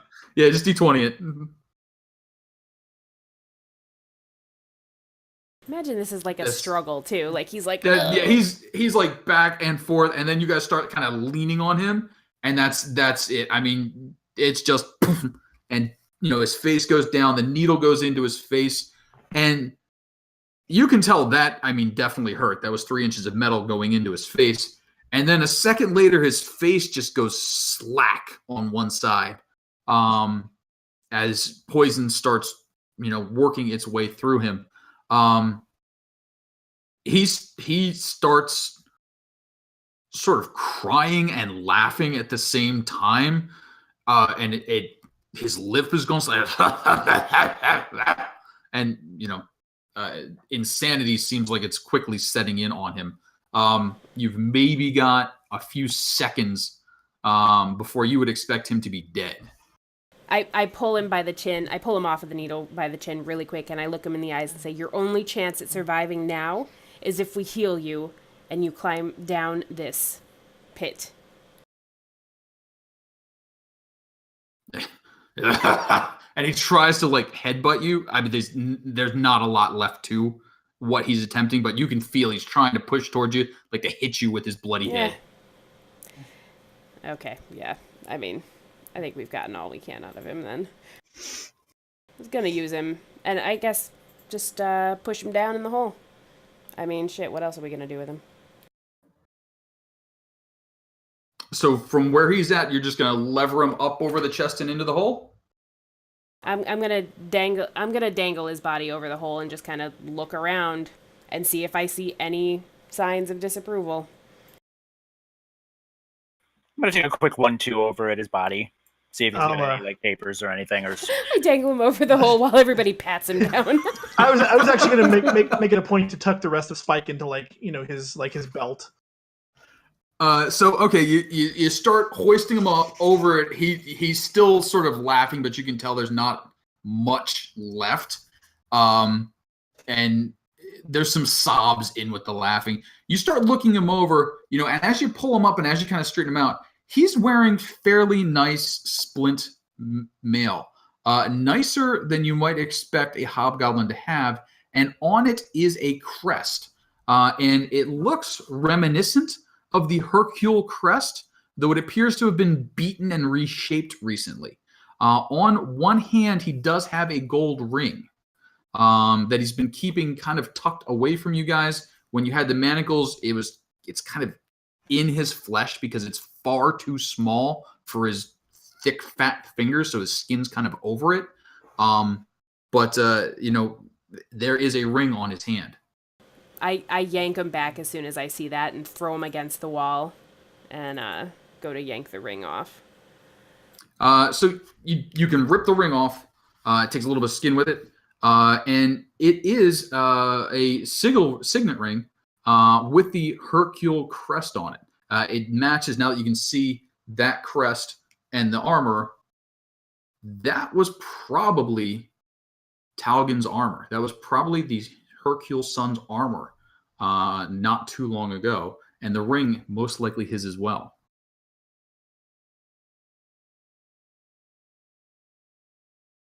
I guess yeah. I mean, I assume everybody can see this, right? Mm-hmm. Like the ring. Oh, I mean, once you kind of pull it off, glinting gold in the torchlight. I mean, I guess I'll start taking his splint off of him, because that's gonna be. I mean, it's not the ring, but it's proof enough. I mean, I feel like the breastplate would probably be enough alone, like whatever the crest is. Or I guess Glenn doesn't really have a breastplate. But... And does he look like he's finally succumbing to the poison? You said that was like, seconds away from actually dying, right? Yeah, okay. There's some bubbling breaths left in him, but he's pretty well gone. Yeah, I just, like, as he's kind of slumping down against the wall, just kind of get really close after I take the ring and I'll hold it up to his face and say, "This was your last mistake." And I just kind of slap him across the face as he's gurgling and then wipe my hand on his clothes. Yeah, so include one Paladin of Vengeance in with the group and everybody gets to be a badass. Yeah, you guys end the reign of the Goblin King. Strip the big components of his splint from him, so you can have the proof of that. You do have the ring. You did acquire the gold from the chest. You said there was 250 in there? So there's actually, I will give you guys the total. It's actually 230 something in the chest, but there is some gold around on the other hobgoblins as well as other pieces. Okay. Darvin, I saw you tossing the bodies. There you go. So you did come up with silver earrings set with moonstones, matching necklace to it, and the outfit that's in the chest, it looks like was probably a lady's nice traveling attire at one point. And you kind of put that back together, and that is probably from descriptions the Hercule daughter's effects, though where she is not yet decided. The earrings and the necklace look like they're part of earrings, necklace, and dress all sort of add together to a lady's adventuring attire, but the nice stuff, not like the armor stuff. It's the kind of stuff that, if you had a little more gold, you might have yourself. Obviously in a much higher fashion, but what can a human do? I want to take one of the, like you said, in the chest, there's like some what looks like miscellaneous loot, like dining sets and stuff like that. Sure. So as you guys have a few seconds, between the pile that's out in the Goblin Hall and the stuff in the chest and around this room, you can basically find any household good you can think of. It looks like they have definitely stopped, robbed, and probably killed hundreds of settlers or people either leaving or coming to town and bringing all their worldly possessions with them.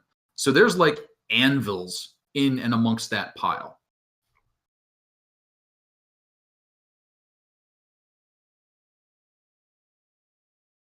Yeah. I'm gonna look for like, something silly like a napkin ring or something shiny, and I'm gonna pocket it. And then I'm gonna walk over to the witch doctor, and I assume the witch doctor's wearing like some witchy woo looking.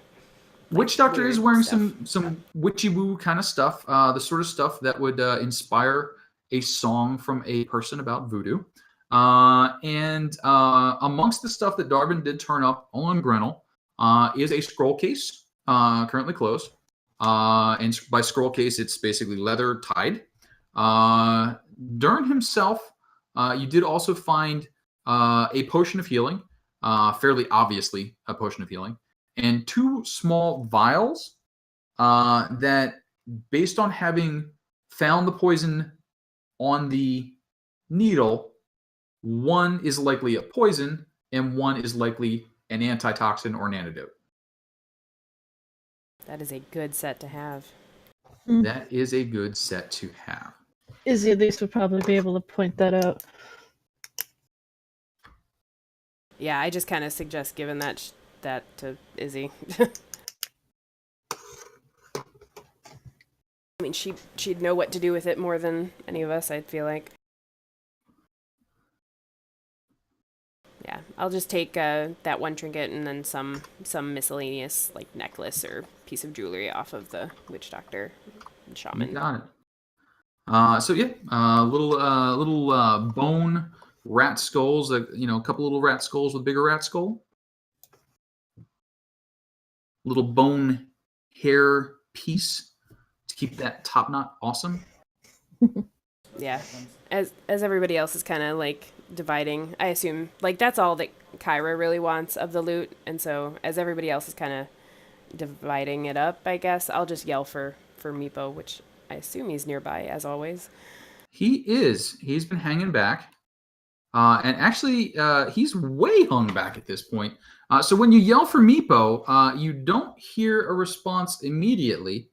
And a second goes by, 2 seconds go by, 3, 4, 5, 6. You still don't hear a response.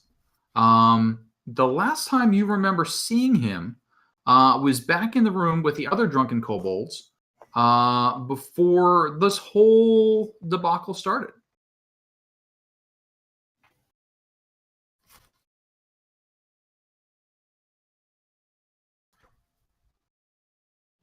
Taking a second. How many of my 3 fired arrows have I managed to recover? So there's enough arrows around that you can replenish your arrows. The hobgoblins themselves have decent arrows on them. All right, fair enough. So each of them have longbows with decent arrows. So you've got at least 50 good arrows around to choose from. Just refilling my quiver. Then if the arrows are of good make. You got it. All right, and then if nobody else is doing anything, she'll start dividing up the cash that was in the chest. You got it. So I will go ahead and get the cash in the chest typed up real quick. Okay. You guys have free reign at the moment. The goblin commoners, as you guys were fighting, have made good their escape. You have access to a giant pile of stuff from which nearly any unimaginable household good can be found. Though the quality is in the it's been thrown in a goblin's loot pile quality. Let's take our 5 to 10 minute break, grab drinks, use potties, etc. And we'll return. Okey-doke. Sounds good. And if anybody wants to find something specific amongst the household goods, please just type up what you're looking for, and I'll let you know if you can find it. Okay. Cool. Somebody better use a fork as a hairbrush here. Is that a thingamabob or is that a doohickey? I think there was a dinglehopper. Dinglehopper? Good memory. Wow, nice.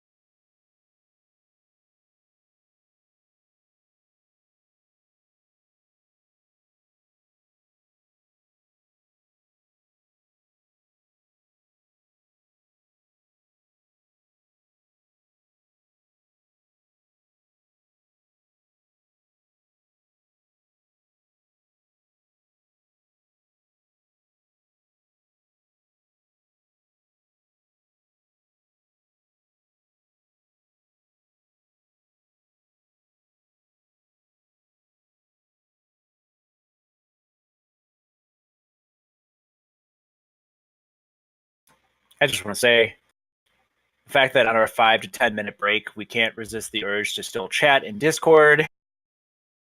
Good sign. Hey, it happens. Yeah, I already got my cookies and milk, so I just really hadn't unmuted my mic because everybody else was still muted. I just got back about 3 seconds ago, so. All right. My sister's freaking out. She's in California, right by. Oh Jesus. Vallejo. Ugh. Yeah. Yeah, I've got some friends out that area too. It's distressing when you wake up in the morning and see him like checking in his safe on Facebook. Yeah. What are we referencing right now? The wildfires that are going on right now. Oh, okay. Yeah. So no, there's so many things have happened recently. Yeah, that's fair. I'm like, was there another shooting I didn't hear about? That was Vegas, but no, yeah, no. That's why I was like, the did something else wildfires happen? going fucking nutsoid out there. Yeah. Yeah, my niece's school or daycare, her school was just canceled, so she's going to daycare now. And like my sister's like, I'm going to work in Sacramento tomorrow. I'm like, should you maybe call off? Just like if there's ever a legitimate reason to be like, I can't come in today. Wildfires are raging like Everything's 10 on fire. miles away. Might be a legit reason. Like I was born in California for the first 16 years of my life out there, but I was born in Southern California. We used to like in the summers, like there would be little small wildfires like up on the hills around, and it was surreal to be like sitting on your front porch and like, you know, the sky's all orange and there'd be like ash drifting into our front yard from like hillsides that were burning like, you know, 10 miles away. Yeah, she's definitely confused. But they were nothing to the degree of these. Like those were just like little small, like you could see them on the hillside, little isolated pockets that would burn when it would get too dry. But like this is just, and from what I was reading earlier today, I heard supposedly they're saying it may have been started by negligence on PG&E's part. PG&E's the power company out there, Pacific Gas and Electric, because they're supposed to keep shrubbery and like branches and stuff trimmed back away from power lines, and apparently they hadn't been. And they're saying that it might have been something from that started it, from what I was reading earlier today. Well, yeah, and then the general conditions out there. I mean, yeah, but that just exacerbated it. But they're saying that the actual spark that got it started may have been from a power line. Yeah, something that was preventable. Yeah, exactly. Something that's completely preventable because they've been slack-assing on not maintaining the lines. Like as opposed to like the million hurricanes and the earthquakes. Right. Yeah, that's something. Everything else. Right. Yeah. Well, now, are they out of a drought yet? I know they were in drought conditions I don't think forever. so. She said it hasn't rained there since May. Like more than just a very light drizzle that was dried up within a couple hours. I feel like they've been in drought conditions for the last few years. Yeah, I know they've been low on rain for years, but I didn't know if they actually stayed like they were an extreme drought, like, you know, on the little chart, you know, where you got the like green, spray painting your grass levels of drought. They were like way over there. That was when they were doing the things like dumping the ping pong balls in the lake to try and prevent evaporation and all kinds of weird science stuff you wouldn't expect people to do in the real world. It's crazy if you look out at the damage that it's done so far, though. Like big areas of the Napa Valley are just completely destroyed. Yeah, like I've seen so many overhead shots of like neighborhoods like before and after, where it's like here's all these houses and streets, and then like here's after, and it's just these little burned out ash plots where the houses were. Whew. And just like leveled for like, you know, miles in all directions. It's fucking ridiculous. Yeah, why aren't they good like us on the East Coast and cut all your trees down? That way you don't have that issue. Whole different kind of air quality issue. Aww. I mean, it's not even so much trees that are the issue. It's just like all the like, because in that, you know, it's a lot of like scrubby, you know, like grass and like low shrubs and stuff, because you don't, you know, there aren't a lot of foresty bits in that zone really anyway. Like all the foresty areas are along the coastline, like up north. We just get so many like thunderstorms and rainstorms here that it's just so weird to like imagine it not raining for months. Yeah.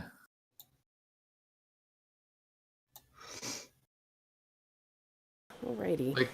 Like we don't get a little rain almost every 3 days. I'm like, oh, huh, no rain. What happened? All right. So I think I've heard everybody's voices back. Yes. Yes. So hydrated and dehydrated as needs may be. You guys find yourselves back in the Goblin Hall. Malik applying his axe in one of its many uses is doing a little cleaning up of himself. Is there anything that you guys wanted out of the pile that you thought you may find? Yeah, who's holding on to all this? Is it Thara because she's counting it all out, or? Well, I was gonna say, do we want like if anybody, if I divide up, like, I mean, is everybody okay with like passing it around, spread around, or do we like? I'm like I don't think the halfling with 8 strength should be hauling all the money if I'm holding everything together. I mean, we do have somebody that's strong and MIA currently. My thoughts too were just the idea that if we're dividing that cash up, like while people were sorting through things, like like here's a pouch of money for you, here's a pouch of money for you. That works fine. Because that's what I worked it out. Because I had 50 silver from last week from other goblins, so it was a total of 210 each, and then 46 gold each out of the gold. So basically, if you just take your money purses, hang them off his axe, and tell him that's what his axe is good for, holding money purses. Yes, totally cool. What did we have from last week? If we're splitting it evenly, did we do that? The only silver I had, when we were the last 2 groups of goblins we fought before we busted into the big hall. When I rolled them, I got like 23 off of one and 27 off another, so it was a total of 50 silver. Which is I rolled that into this. I had that noted on my character sheet from last week. Yep. So if he said there was a total of 1,000 out of all of this, and that made 1050, which works out to 210 each out of the 5 of us. Yep. And then so 210 silver, 46 gold, and then you keep the extra 1, splits up the gold. You've got at this point Talgon's signet ring, Talgon's armor. You've got the earrings and the necklace, the 2 gems, the 2 scrolls, and then Darvin, I believe, is holding the whistle. The 1 potion of healing that he identified has been given to Thara. Oh, it was? I think it was. It was slipped into whose belt? Izzy or Thara? Sorry, Izzy. I think it was Izzy. Yeah, I was gonna say I don't remember anything being given to me. Sorry, slipped into Izzy's belt. So you've got another potion of healing, and then you've got an unidentified potion in a crystal flask that you found on the altar next to the whistle. I think the only stuff of that I'm going to want to hold on to is probably the ring with the little bit of flesh that I peeled off, and the 1 scroll, the Expeditious Retreat. I'll kind of be like, does anybody mind if I just hold it for a friend?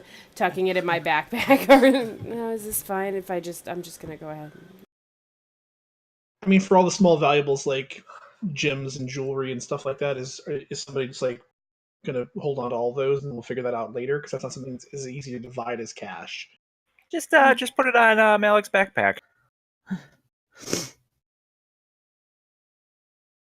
And Malik's like, whatever. And just opens it up, dumps stuff in, close it up. Sits on top of this pile of jerky.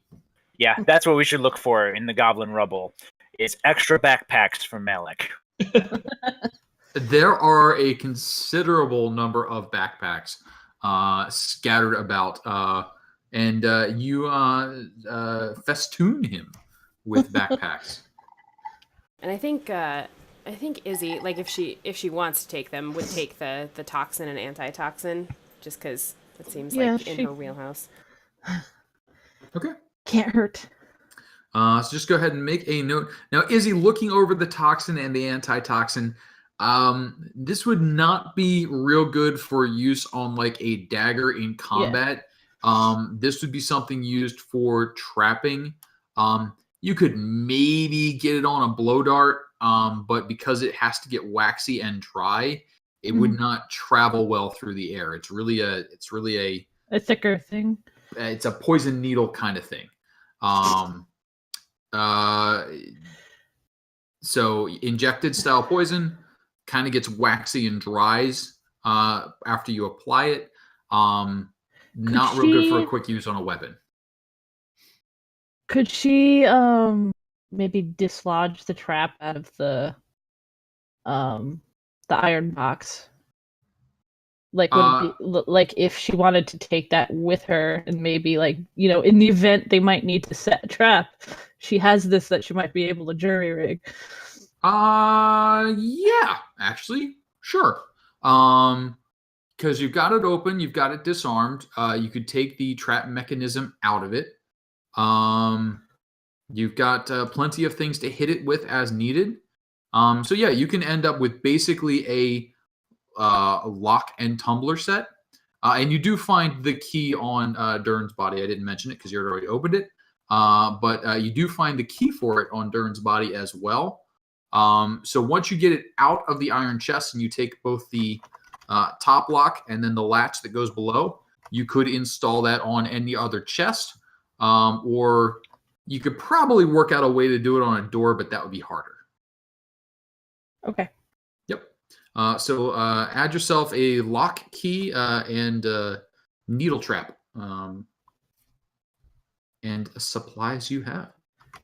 Now, I have a question. While she's disassembling that, and when they found the vials and stuff, would I happen to be able to tell if this, like, if I would know anything, maybe like with my herbalism kit and my nature knowledge, if this is like something plant or like organic based, or if this is like some sort of like manufactured toxin? The toxin itself looks as though it would be animal based. Okay. But it's definitely mixed with something. It is prepared in some way. So that you can apply it and then let it get dry and it becomes that way. But the basis of it was probably something from some sort of animal. So for some sort of animal. Okay, noted. Without getting into experimentation, you probably can't figure out which one. Yeah, but just okay. Yep.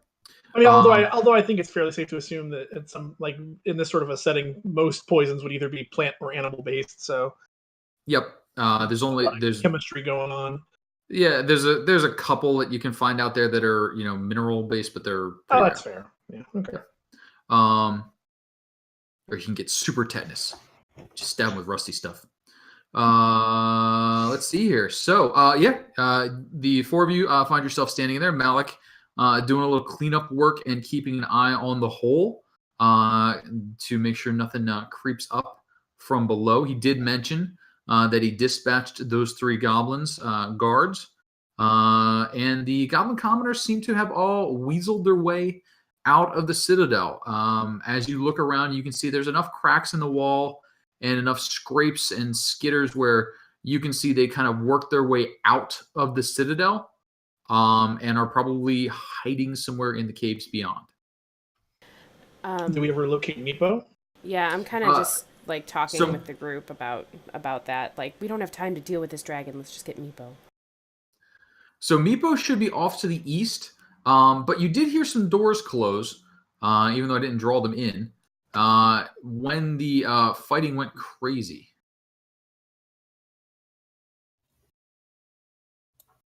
So that door to your east now is currently closed. And that is not the wall I want to move.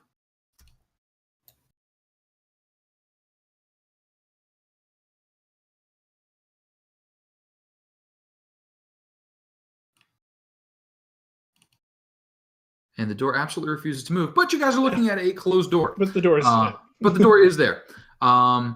You can hear little sounds, little drags and thuds. And you guys made those very sounds yourself not long ago as you barricaded the door. It sounds like the kobolds are doing the same thing after hearing all the yelling and commotion. Give a little rap at the door. Tap, tap, tap. Yeah, Meepo? I start going. Yes. It's all clear, buddy. We got it. It's fine. Let's go find Calcrix. Oh, Calcrix. Oh, he's good. We'll be just we move. We help. And you hear the little barking noises back and forth as they start instructing each other to drag the pieces away. And this goes much quicker. It's only a few seconds before they're able to open the door, and then between pulling the door and throwing stuff out of the way, they do manage to open it back up. Meepo has at least the good grace to look a little more ashamed. The 3 kobolds are still stinking drunk. And they're like, I look at Meepo. I'm like, you are going to need sober help to do this because we have to go on our own. We're going to need you to rescue your dragon. You need to go back to Israel and get help. more help? I mean, unless you can you handle the dragon by yourself?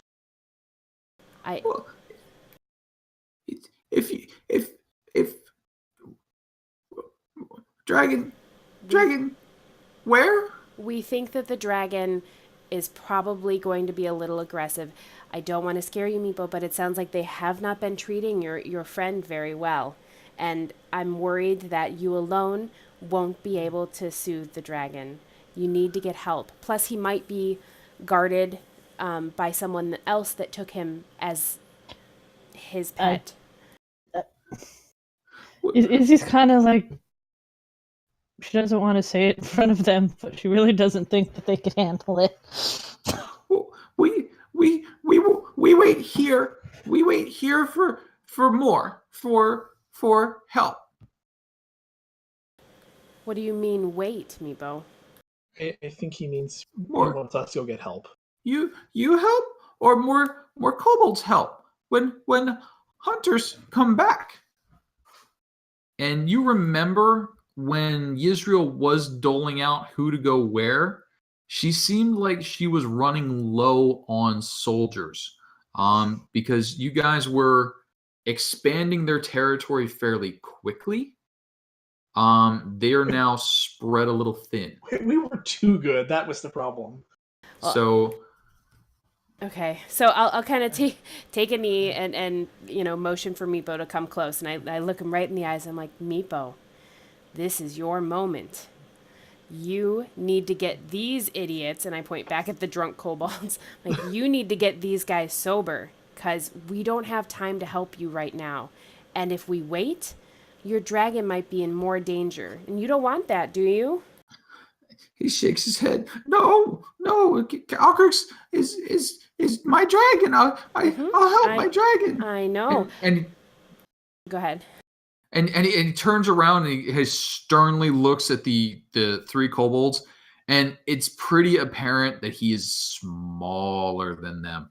And he starts sort of going around picking up their bottles, putting the alcohol further away from them, just basically doing the little efforts that somebody like at a party who's trying to get somebody else not drunk but has really no way to do it.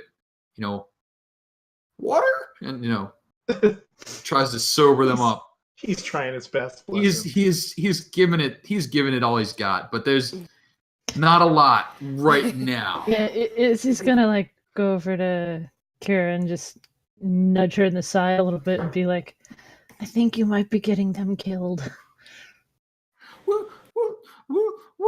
We'll take care of Calcrix. You fought? Everything up until everything aside from, and I point at the door and I say, everything aside from what's in this room here has been taken care of for you. But we have to go and try and save our friends right now. So we can't help you because they might already be in trouble. Do you understand? And go ahead. He nods his big head at you. I mean, he's getting the idea. And I turn back to our group and just say, like, I want to help them, but honestly, like, the humans could already be dead, and I feel like time is of the essence here. I don't think they'd kill Meepo for it. Like, they might be drunk, but they're not stupid. Their leader would get pretty upset, I'd think. I mean, what do you guys think? Do you want to go after the dragon? we might be risking the lives of if the humans could be alive. Plus, this druid could get away. I don't know what they heard. I mean, I cast sleep, and then, Darvin over here boom-bladed a few times, so who knows what they've heard down there. Loud and proud.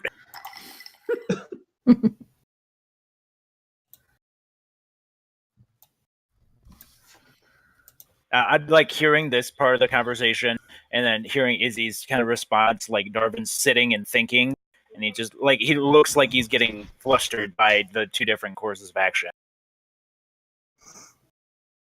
I turn and look at Thara and Izzy because he seems like kind of indecisive and useless right now. Guys? Thara really wants to see what Meepo can do with this dragon, but like the concern that she has is that, or not concern so much as like, she's of two minds. Like internally, she's thinking one of two things. One, there's a good chance these kids are probably already dead.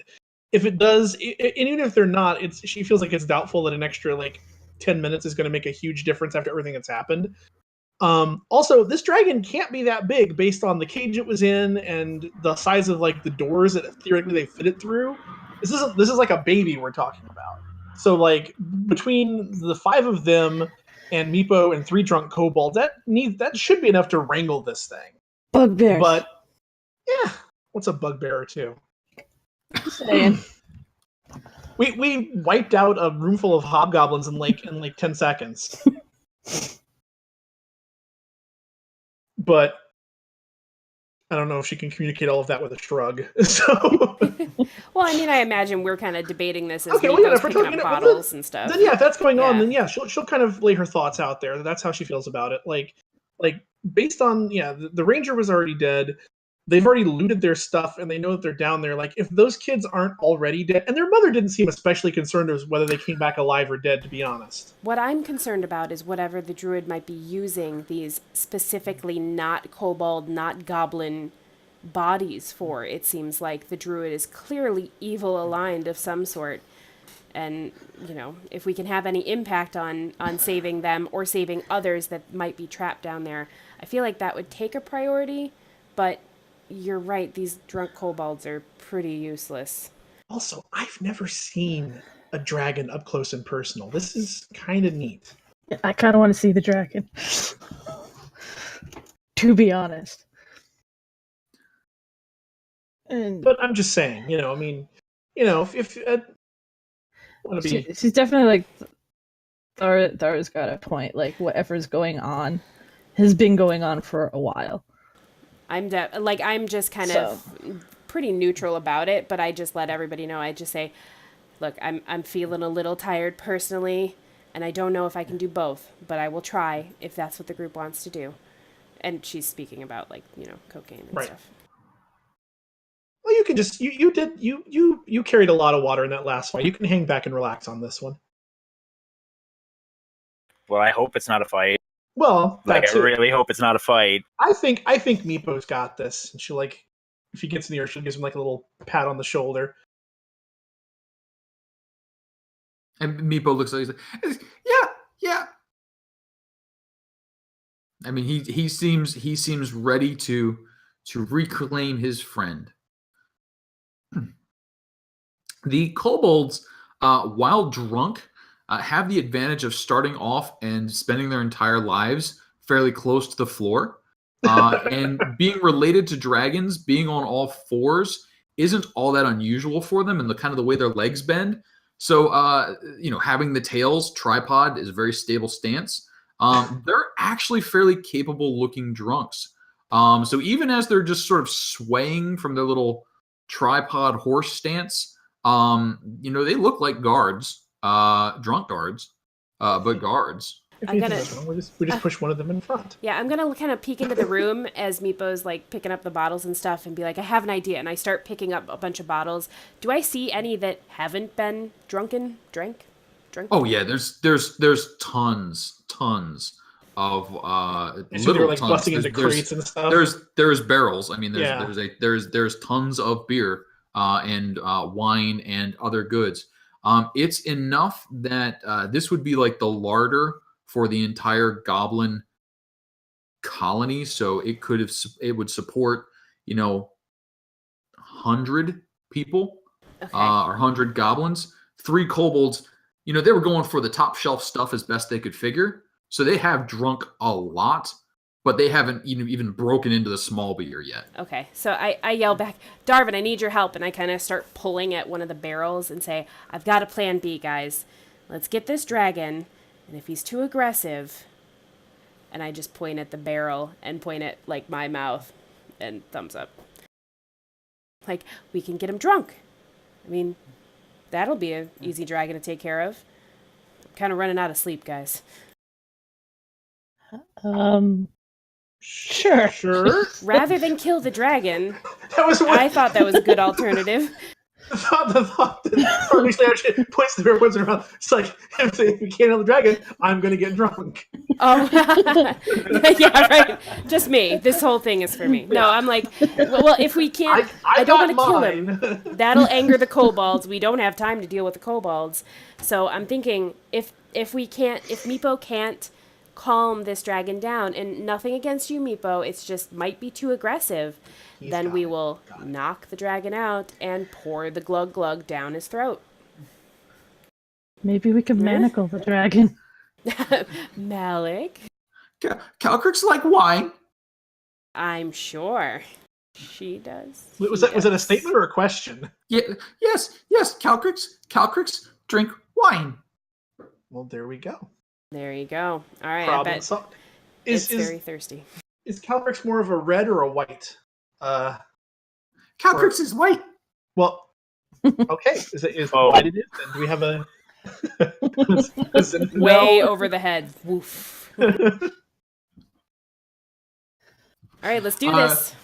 All right, so you pick, or are you going for a cheaper or a finer looking barrel? What looks easier to drink out of for a dragon? I don't know that anyone's ever seen a dragon drink out of a barrel of wine before, but we'll go with something mid-size. Yeah, where's that in your DM notes? Yeah, that's surprisingly how big a handle goes on a. It's like a handle. Does anybody have a tap?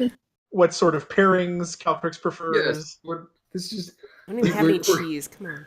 We're off the map here, folks. But on that note, we're back on the map. So you guys are where you're standing. The door where you have been instructed the dragon is hiding behind is this one, right? Just right there. Meepo's standing with you. You've got a barrel of wine. What are you doing? I think it's probably a good plan for Meepo to be the first person Calcrick sees, right? I think so. But we have to worry because the bugbear could be in there. Well, then that's what we're here for. If the bugbear shows up, we take care of the bugbear, problem solved. So what was just the plan? make sure the bugbear doesn't get Meepo first. So maybe sending him through first. Oh, okay, fine. May not be Maybe the he best. should. Are we just knocking? Because if that's the case, Meepo Oh, can no. just talk. I think we just open the door.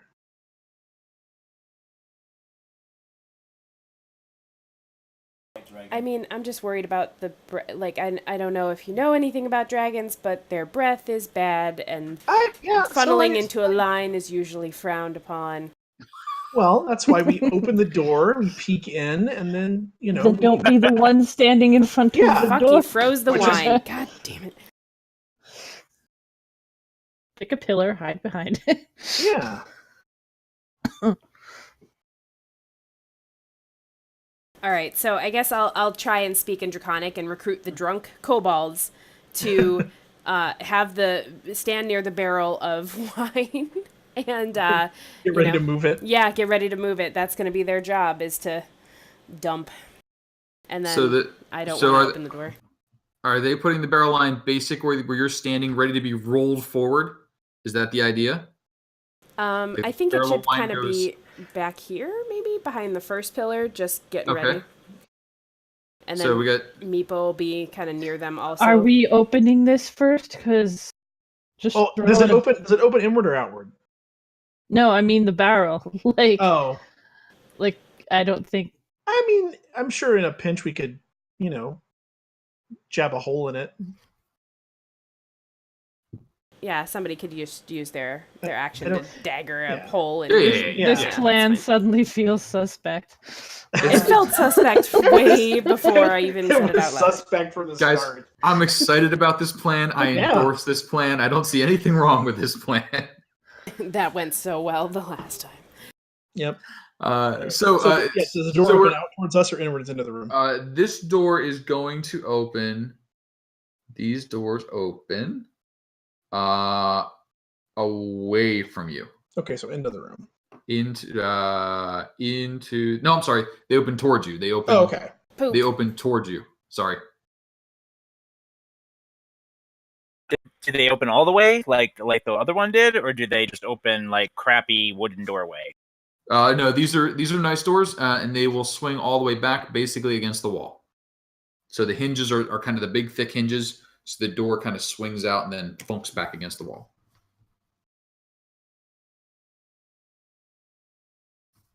And the one you guys are looking at swings to the left.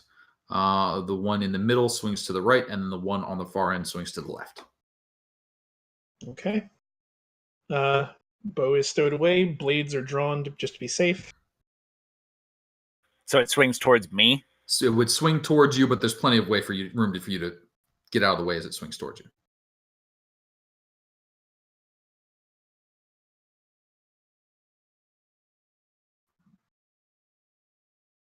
So are we all in the right spot? They're holding the barrel there. Darvin's grabbing the door, and we're all hiding generally. Okay. Yeah, just tuck back into the corner. And Meepo, I assume, will kind of be speaking first and loudly. I'm hoping, or I'm kind of nudging Meepo to say something that'll be calming. Okay. Oh, okay. You got this, buddy. It's your moment, man. We believe in you. All right. Okay, and then I'm gonna look at the kobolds and I'm gonna be like, when I open the door, you have to roll the barrel.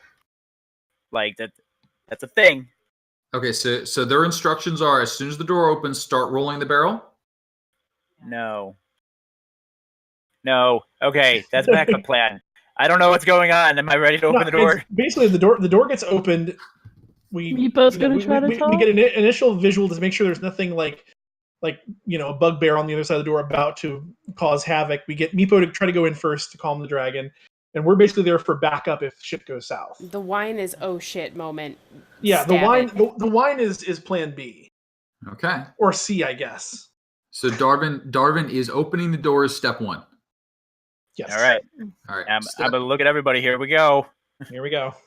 All right. The door opens. It's an amazing plan, and I'm fully in favor of it.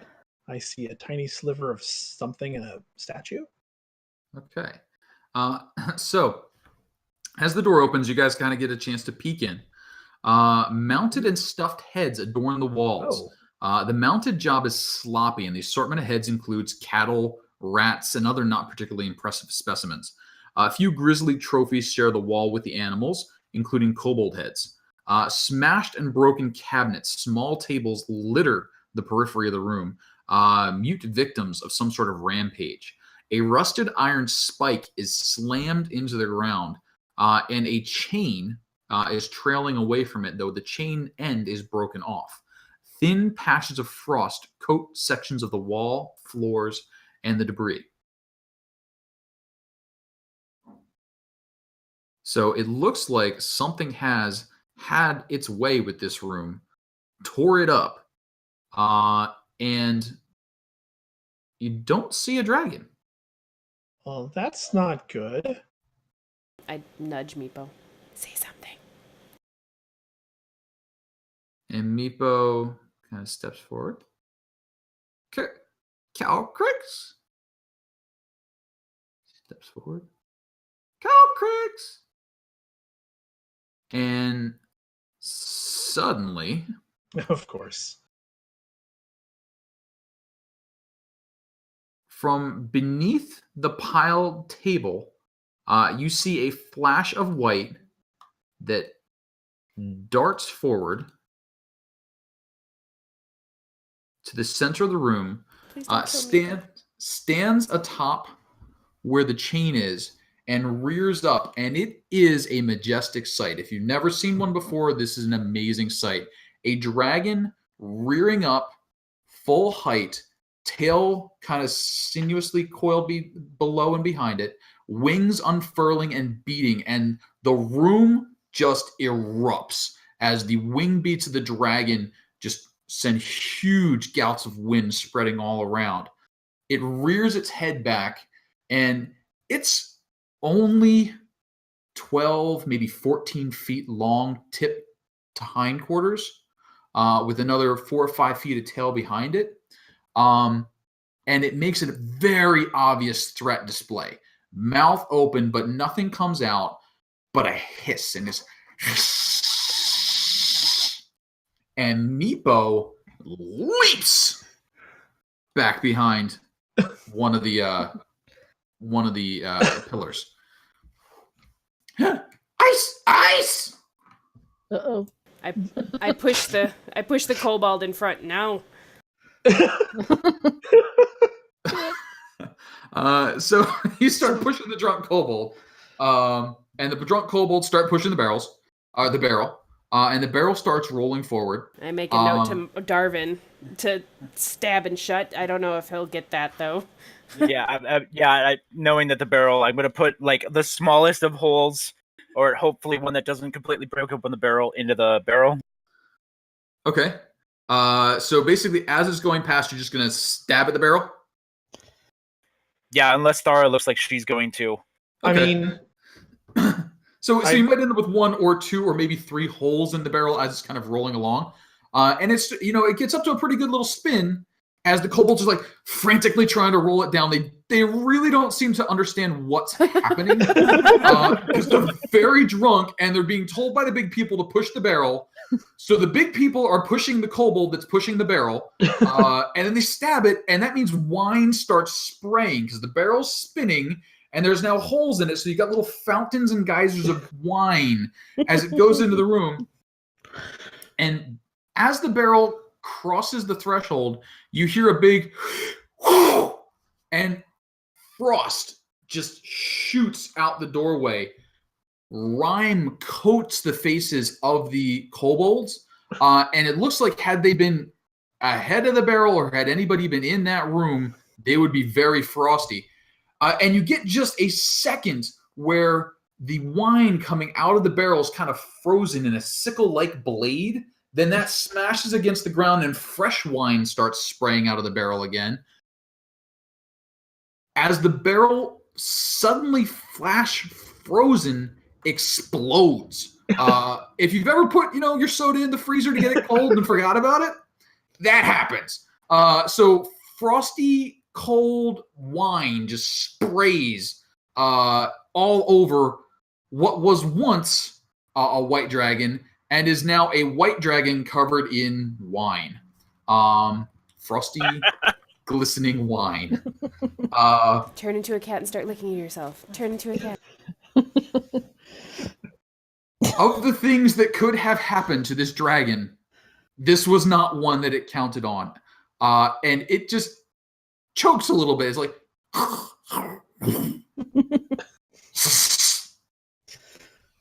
and after a few moments of startled kind of coughing, those of you who speak Draconic hear, "What is this?" It's an offering. We come in peace. We're here to rescue you. And I just kind of put my hand up and like, no more. Go get the other barrel. I nudge the fucking stupid drunk kobolds. So the drunk kobolds are like, "Oh, okay," and they start heading off to get the other barrel. And the dragon tilts its head down and runs its tongue along its foreclaw, and it just sort of licks up. "It is nice. Bring me more." Already working on it. Do you know this person? And I kind of point towards a shuddering Meepo. Kind of nudge him back towards the door. "Come on, buddy." And Meepo steps forward and looks at Calcrix, and Calcrix looks at Meepo, and Meepo. There's no in between. is very much hiding from me right now. Hang on a second.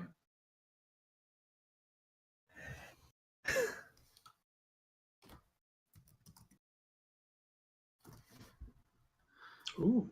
Meepo sort of hesitant, waves his hand, and there is whatever skill you might have suspected he has as a dragon handler, it is not evident.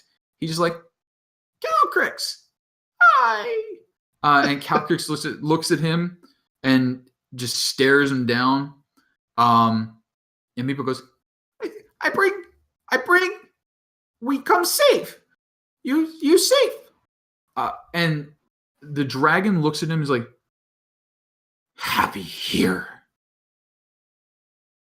And Meepo gives that one a long thought and starts kind of sniffling and crying a little bit as he sort of gets lost in that one. And that's been, a few seconds of an exchange. What are you guys doing as now just looking puzzled at this scrambling for wine barrels as if they weren't already?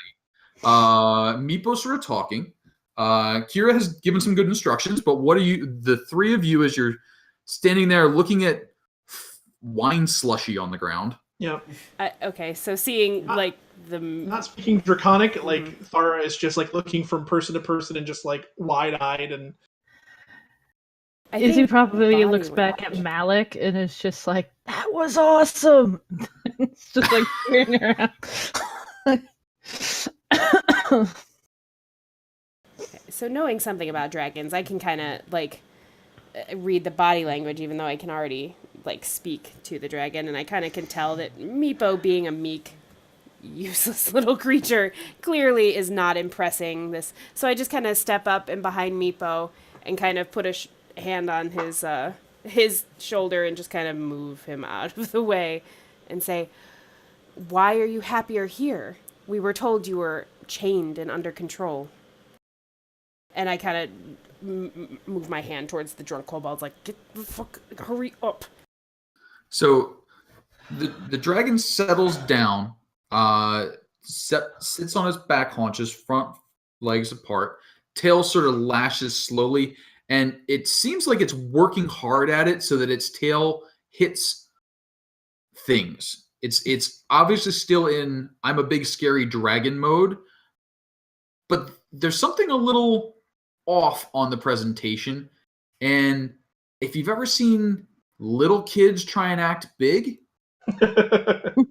you get in that sort of vibe. I have broken my chains and made this place mine.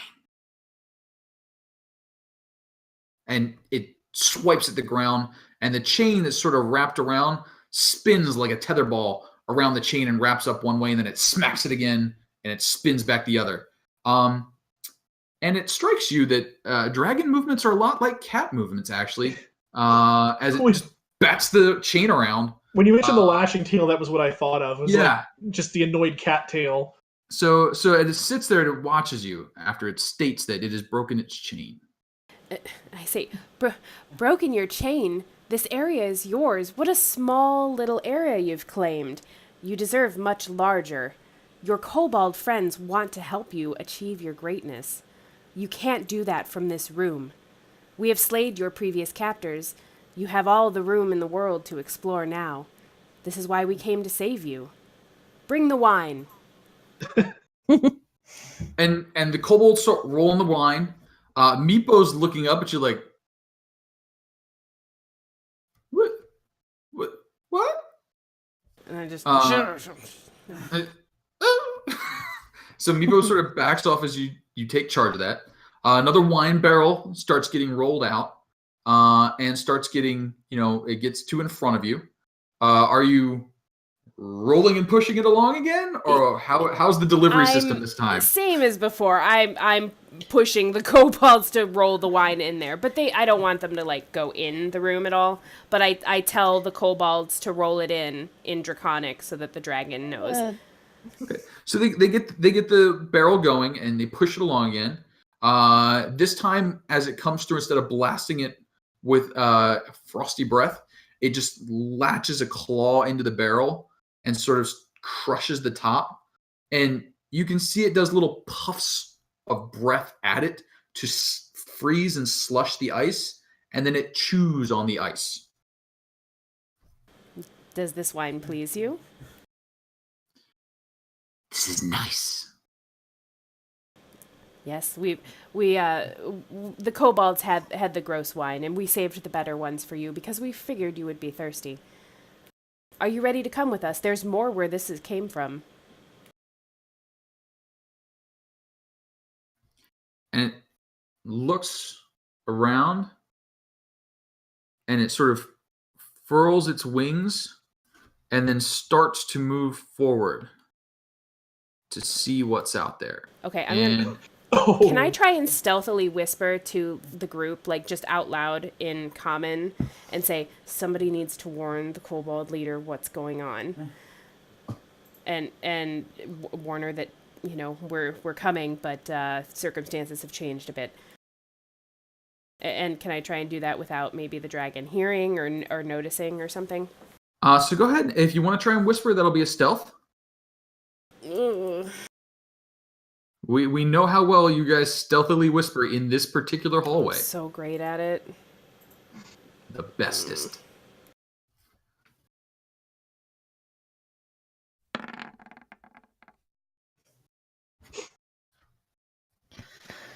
So from what I think you just said, you told one of the party members, basically whispered to the party members, somebody needs to go tell the kobold leader what's happening and get ready for Calcrix. Get ready for the dragon to come. Yes. Okay. The dragon swings its head around and looks at you as you say that. It doesn't seem to mind, but you're pretty sure it heard you. And I quickly say in Draconic, I'm sorry, I'm just letting my friends know they don't speak Draconic, the ancient good language that we do.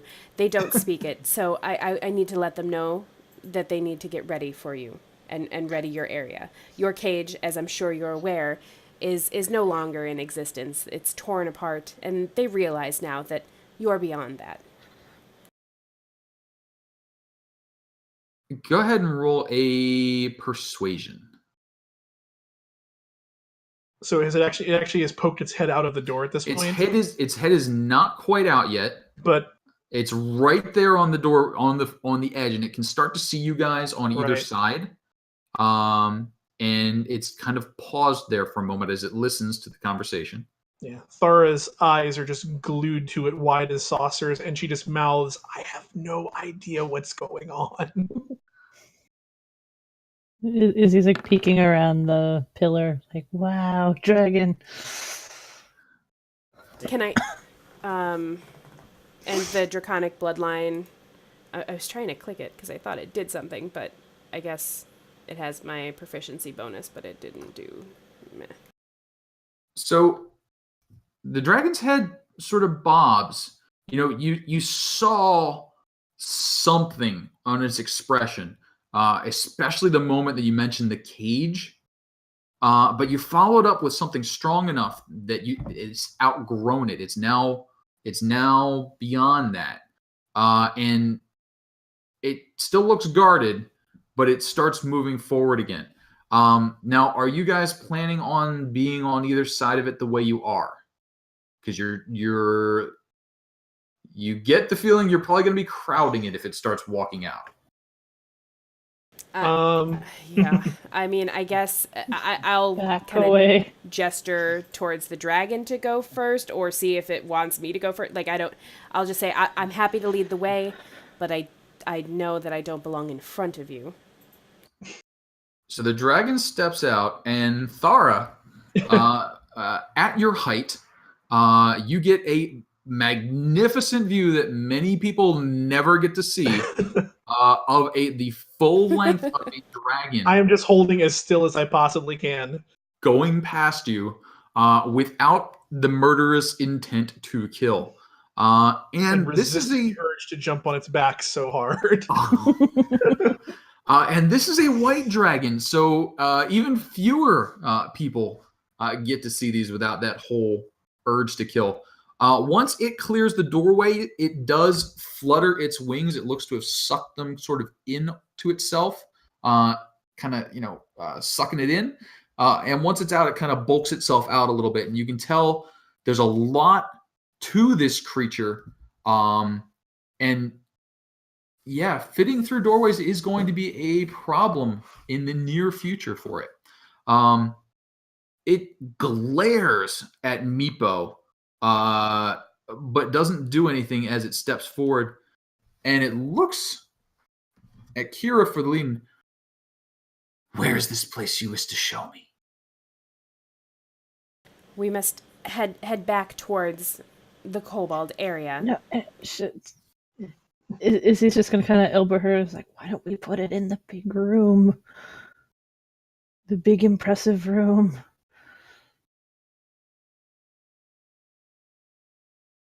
And I just kind of look at Athy and look at the dragon and say, please, will you give me just a minute? I'm just making sure that I wasn't expecting you to be quite so large, and I want to make sure that you are comfortable on this journey. 1 second. And I look back at Athy and I'm like, we can't keep it here. We have to deliver it back there. Don't we? This is their territory now. The goblins are gone. The kobolds are going to come in here and take over. We're not staying here. Might as well give it a big room. True, but we'll have to bring it back as proof, and then it can claim whatever area it wants, I suppose. It's going to be growing bigger. We have kobold witnesses. I just don't think the leader of the kobolds is going to leave that area. That's my concern. I don't think she'd, even if we told her it was safe, I don't think she'd risk it. I just have a feeling it's going to get very angry if we bring it back there. If we just put it in the big room for now. We know it's okay. I'll just I'll turn to Calcrix and address in Draconic and say, Calcrix, do you remember the leader of the Kobold clan? Had you met Idrisil before? I remember. Ha! I remember Yisdriel.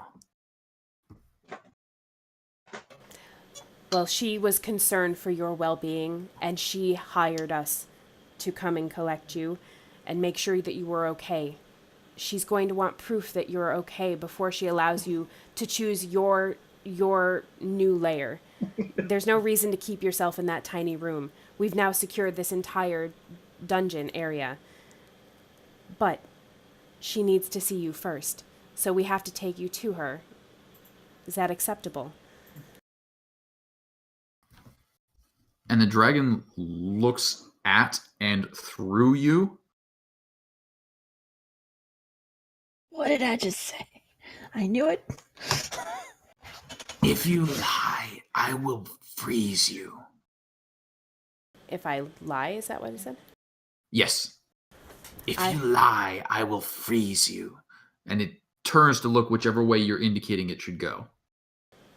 Completely understood. I would never deign to lie to a majestic dragon such as yourself. We are actually quite excited, and I kind of gesture back to the rest of the group, and quite excited and, astonished at your majestic. We were expecting, Meepo here had mentioned, a much smaller dragon, and you are by no means a small dragon. And I just kind of start walking in the general direction as I'm trying to slather that butter on. Yeah, as I'm just trying to keep the Calcrix distracted and lather it on. Stroke that ego. And as you head in that direction, I see Darvin starting to move ahead. The kobolds clamber up onto the crates to get the heck out of the way. And Calcrix does start heading through. His head swings back and forth, and he sniffs at a couple of the barrels and crates. I mentioned this is where we got the wine. If you'd like some more before we go, by all means, it's yours. And he sort of snuffs at it, but he keeps moving along. It's like, this can all be added to my hoard. Absolutely. Let me tell you about some of the other items that we've acquired that you're going to now inherit. Oh my goodness. All of the fabulous cash and prizes. Have you ever eaten with a fork or a start talking about all the the garbs of stuff, and I mention there's a chest as well. We slayed one of the people that was holding you captive, and he said some really bad things about you, but don't worry, we kneecapped him. This guy over here, and I point back towards Malik. I'm like, he kneecapped him real good, and he was talking bad smack about you, and just yak. I don't let a second of silence unless Calcrick starts talking go by. He sort of follows along. There's an odd jump float as he gets across those low walls, and you can see even just here where it's 15 feet across, he's already having trouble spreading his wings. Yeah, he can only get him a little bit, but it's enough for him to get up and float down and land gracefully on the other side. As he's getting smushed, I'm like, I am so sorry about these. We're going to totally rework this room. So we're going to knock out this wall and then come around this corner, and we're going to do just a exposed brick. We really like that. It's really in right now, but we're going to create some really, we'll get rid of these. And I come up to the stuff on the floor. No, Izzy's being a little bit preemptive because I know we cleared away this one side, but she's going to try to do her best to kick as much off against this wall as possible, or pick them up, or just make more room for a dragon to fit. So as he comes following behind, still agog. As he works down the narrow hallway, you can see the dragons can compress fairly well. I mean, getting through the doors, getting through the hallways. They can stretch themselves out and get through some pretty tight spaces. You can see he's grumbling about it, and several of the door frames get the brunt of his annoyance, and a couple of those doors are not closing again. But he follows along.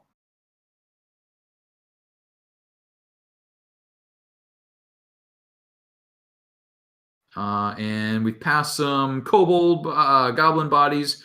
We've passed some rats. And we get down here. Asking him about where did you come from? Where are your parents? What's your heritage? I very, very distant. My ancestors were helped by dragons as well. You guys are just so powerful, and it's just great to be in the presence of such a powerful creature.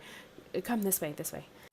And as he gets right here, his head swings to the right, swings to the left, and he looks over the statue for a few moments, the fountain, and he swings back and looks into the room where the undead were, and where you guys rested, where that altar is, and he starts heading in that direction. Do you see something that you'd like in there, Calcrix? And buddy. He sniffs in there, and then does a snort sneeze, Let me tell you what we encountered in there, and I start trying to talk about the altar and the touching of the things and the undead. And he sort of moves on, and as you get your story, he goes, he throws a comment of the once faithful. What is that? Tell me more about that. The once faithful. These sound like dirty people. Tell me all about these terrible people. I'm sure you've been around for so long. You have so many interesting stories. And he explains the once faithful, once faithful to another dragon. Those bastards. We've seen talk of other dragons throughout this whole place. Is it an ancestor of yours? No. A Charlton.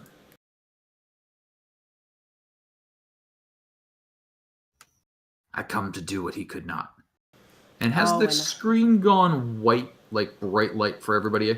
Nope. No. That is weird. It just did for me. You got hit by the frost breath. Apparently I did. I didn't do anything wrong. Nope. So yeah.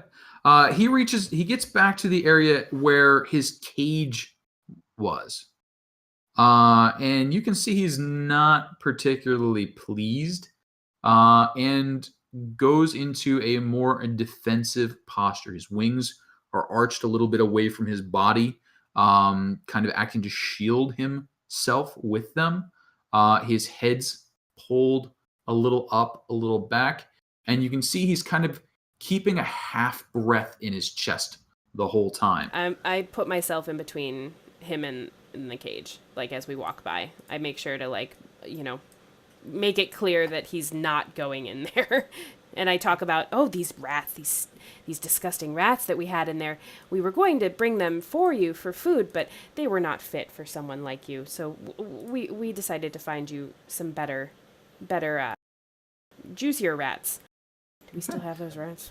We still. I was gonna say, to my knowledge, we still have the bag of rats. Bag of rats.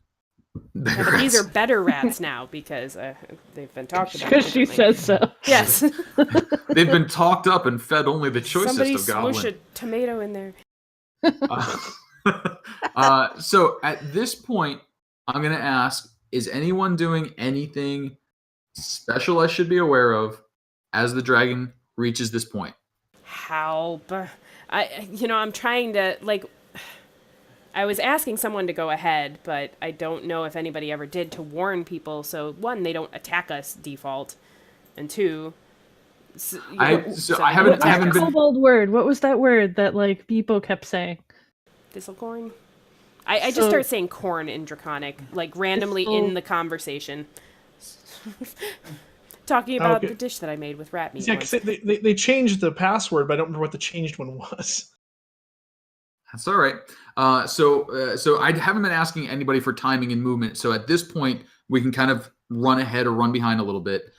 Did anyone run ahead to try and warn the kobolds, or are you where you basically show yourselves to be, only 10 to 20 feet ahead? I would not have gone ahead. I'm fascinated by this dragon up close and personal. Okay. I would have been running ahead. That was kind of what my intent was at the beginning. Okay. I just wanted, like, light-wise, I wanted the other players to be able to see as well. Sure, not a problem. Kathy kind of was too, weren't you? Like cleaning up stuff. And... Yeah, I was kind of taking point on making sure a dragon can fit places.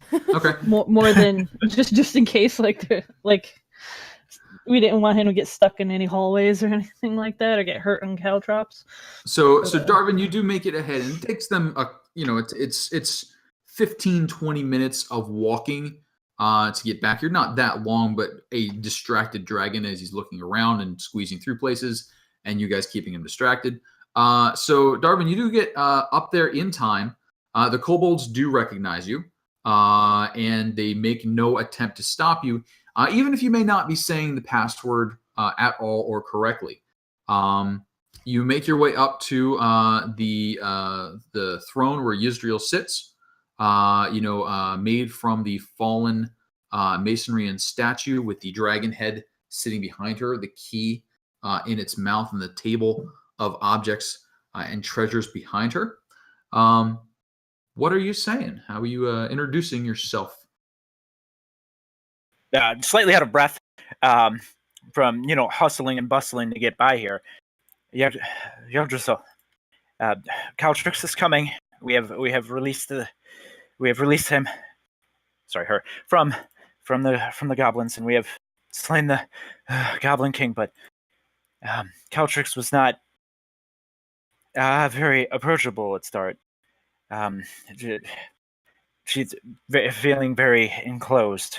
So we had talked to her about providing a much larger space for her to be able to lair, and I hope this was okay to talk to Caltrix about. And Yisrael looks at you for a few moments.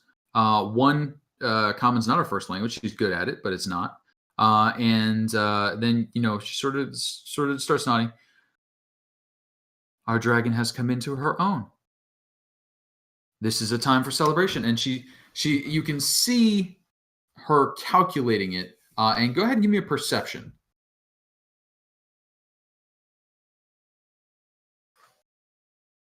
Oh yeah, you Yeah. notice it. Yeah, you can read this one. Ystrel's not particularly happy that Calcrix has come into her own at this point, but you can see it was expected. It was probably prepared for, but hoped to not be for some time, because the next couple of actions that Ystrel takes look like they have been almost rehearsed. So she stands, she spreads her arms, she gives that odd sort of whistle the kobolds use to get each other's attention. Everybody's head whips around and looks at her, and she announces, Calcrix has come into her own. She will be arriving shortly. Prepare tribute and praise. Make no attempt to impede her. And the kobolds immediately start scrambling.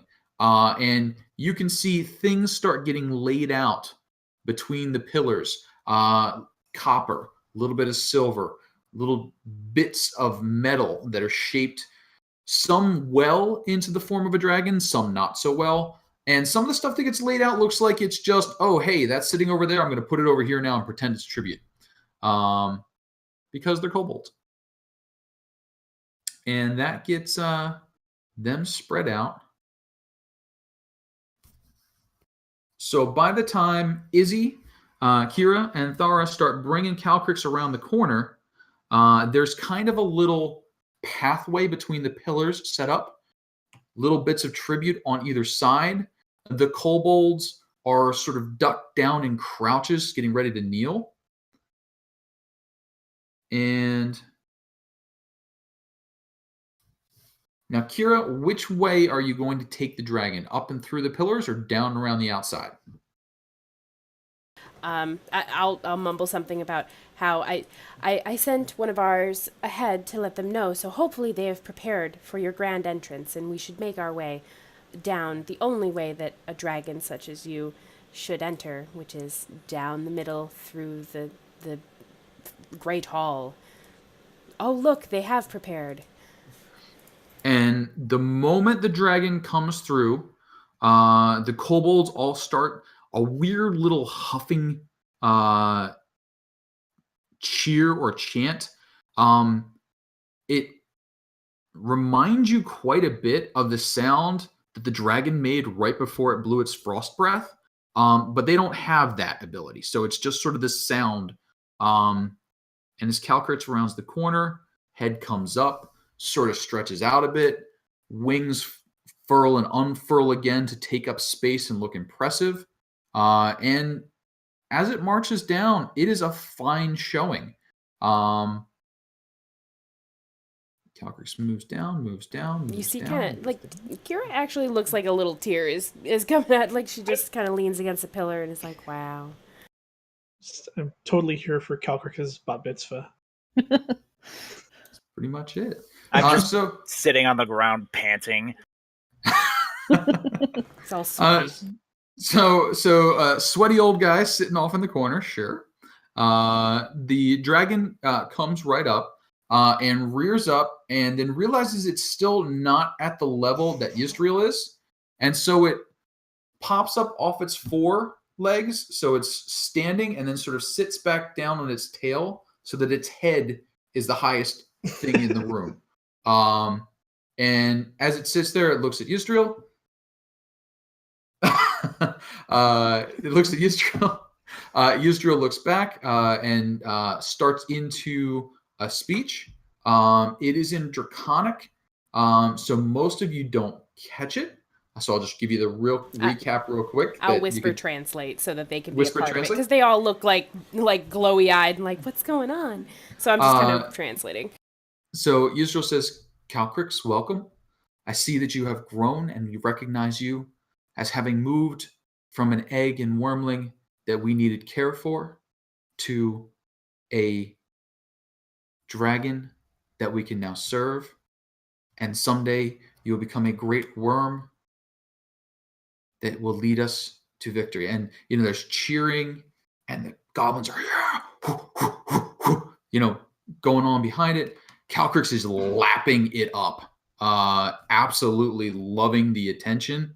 Meepo is actually way back down in the corner. He's been following along behind, and you can just see him peeking around the edge down here, and he's teary-eyed. He's snuffling, and he looks happy and heartbroken at the same time. And Calcrix sort of rears up and, then makes a grand showing of curling around, occupying about a good 20-foot square. So it leaves a big hole in the center of itself and lays its head down across its own tail, flutters its wing, and sort of looks like it's about to take a nap right there in the middle of the chamber. So it's demonstrating that it is in command, comfortable, and can basically just nap in front of you guys, and you can't touch it.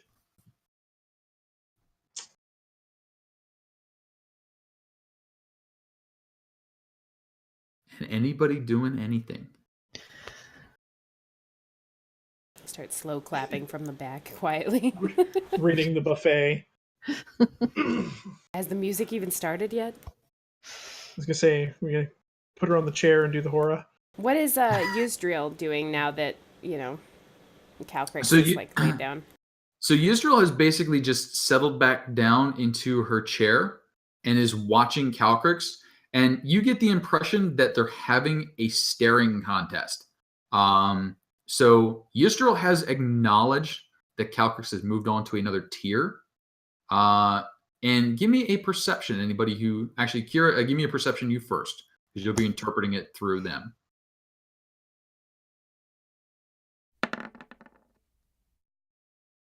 So while Yisrael acknowledged Calcrix has moved up, it doesn't sound like she's acknowledged that Calcrix is really the boss yet. So they're sort of still sorting that part out. And you get the impression that Calcrix is watching Yisrael and Yisrael is watching Calcrix. And it may not be an entirely comfortable situation for the two of them. But they're there and they're looking at each other.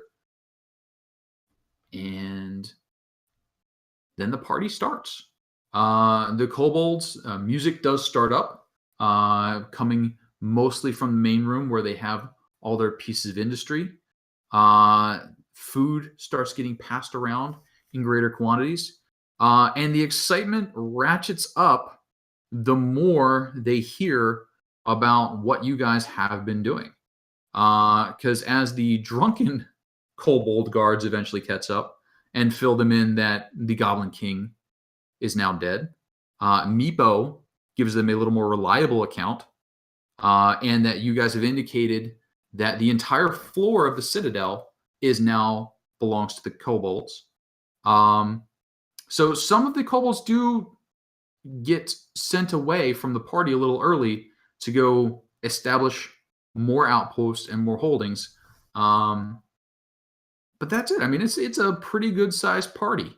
As the party's ongoing, you hear a muted but anguished scream coming from behind this door. And that repeats a couple of times and then goes silent. Does it sound like small humanoid or like human-sized humanoid? Sounds like a small humanoid having a bad day.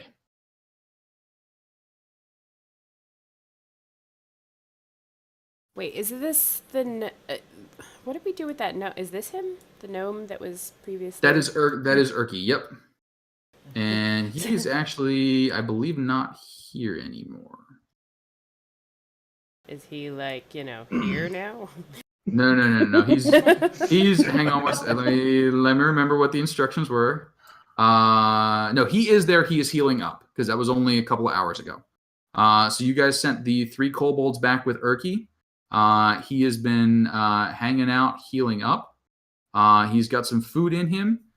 He's had about a day and a half of rest, so his exhaustion is down from almost dead to not quite horrible.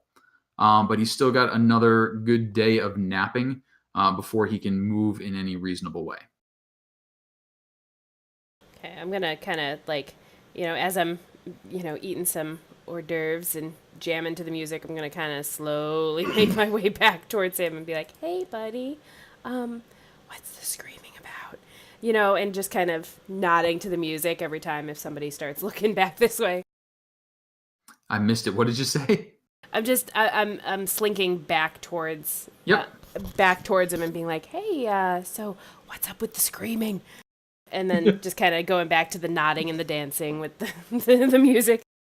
And he sort of looks around. He's like, I don't know.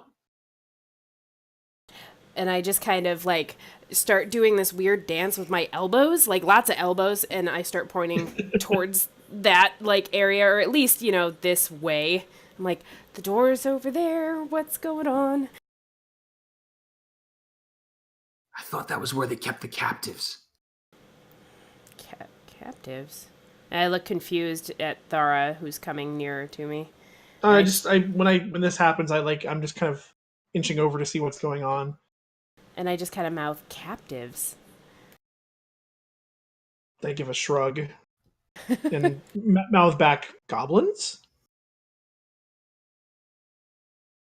Goblins. Oh, well, fuck them. She's like, oh, fuck that then. And I kind of, wherever the hoard of like collection of food and goods for Calcrix is, I kind of point it out to Thara and then point at her pack of rats or whatever and then just kind of make the connection. I'm like, good, he'll like that. Yep, I'll give a thumbs up and I'll slowly kind of, again, trying, not doing a very good job of hiding my awe at this, approach like one of the piles and try to like catch either Calcrix or Eustrail's eye and make a big show of pulling out the bag and like showing it to them, setting it down on the pile. And I'll fish into my purse and I'll pull out that extra gold piece and I will drop that on the pile too. I give her the thumbs up from the back of the room.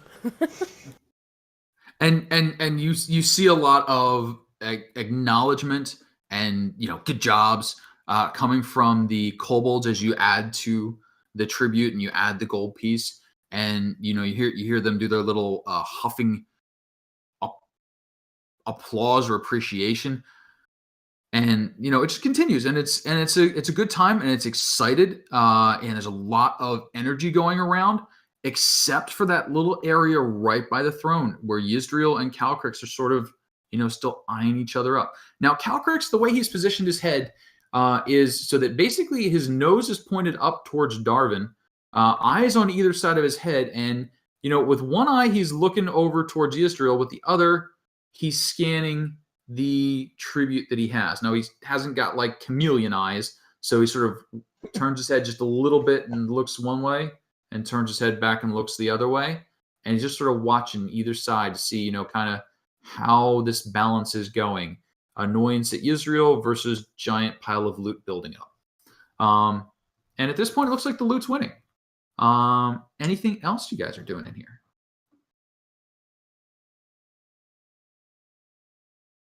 I'll return back to the corner with Kyra and Urki and be like, all right, I did it.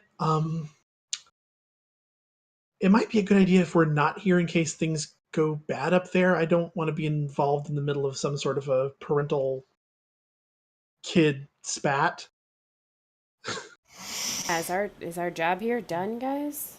I mean, for the moment, we got the dragon back. Now we just need to go find the kids. But do we really want to leave here not knowing who's in charge when we come out? Because we're going down into the hole, surprised when we come back. We're friends with both of them. I mean, sort of. And if we have to fight a dragon when we come back out, that'll be extra awesome. Anything happen as I get up from my spot on the wall and start walking away? So Calcrix keeps an eye on you as you move around, but other than that, no. You get up, you start moving down. Calcrix did see you run off earlier. Yisrael doesn't really take her attention off the dragon. She's keeping a pretty close eye. You figure she's aware you moved, and the guards are certainly aware you moved. But nobody gets in your way or causes you any trouble.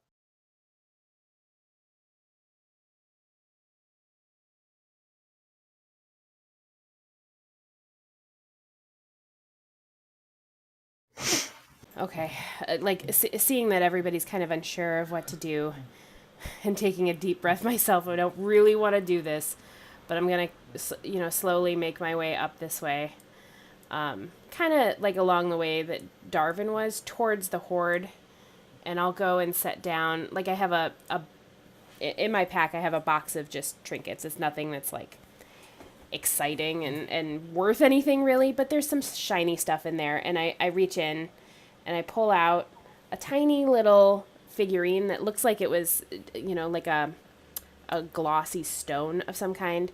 Looks like a chess piece kind of, but it's got the shape of a dragon head, and I kind of lay it on the horde pile, and I bow my head, and I try and get close enough to where I'm not yelling over the music or whatever's going on, but that I'm addressing both Uzdriel and Calcrix, and I just say, I don't want to interrupt the ceremony here or the celebration of such a joyous event, but I fear my friends and I must take our leave because our task is not yet done. There is a druid that we still need to address. While we have killed the Goblin King, he mentioned that there is a greater threat, and we wish to extinguish that threat. And so, with your praise and with your allowance, we would like to take our leave and go handle that.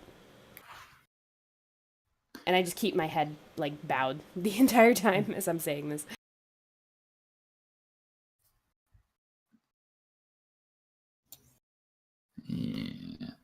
And let's see.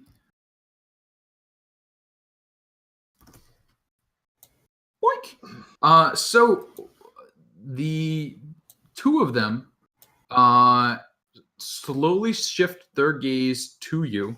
Your head's down, so you may not see it. And almost perfectly in unison, they both slightly lift their head and slightly lower their head.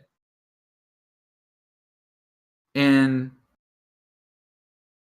almost in the same voice, and almost at the same time, they both say, "You may go." And then they look back at each other a little confused because they were right on the same page. And they may not have been expecting that. Resist the urge to say jinx and Yeah. Thinking the same thing. All right. Now, Thara, over near you, you may have noticed some kobolds going by. I did. And they moved through the door north of you. You saw them open the door, and they left it open. And very hesitantly, they started moving north through that room. Now, you saw them do something, and before they walked across the floor to the north, they did something near the edges. And even so, their steps were very ginger as they moved across. They opened the far door, which took a lot more doing. It looked like that door was probably secured from the other side.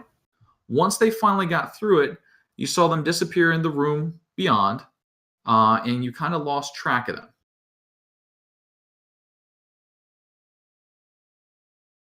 Okay.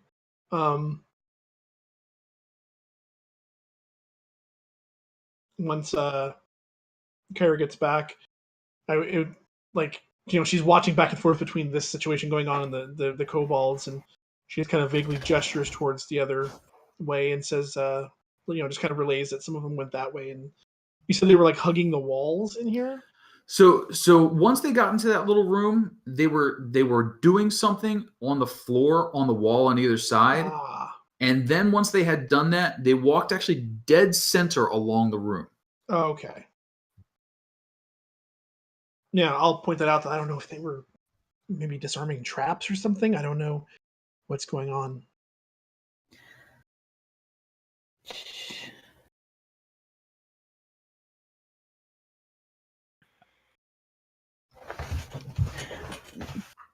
And you guys can see north. It's about a 10-foot wide hallway, about 20 feet long.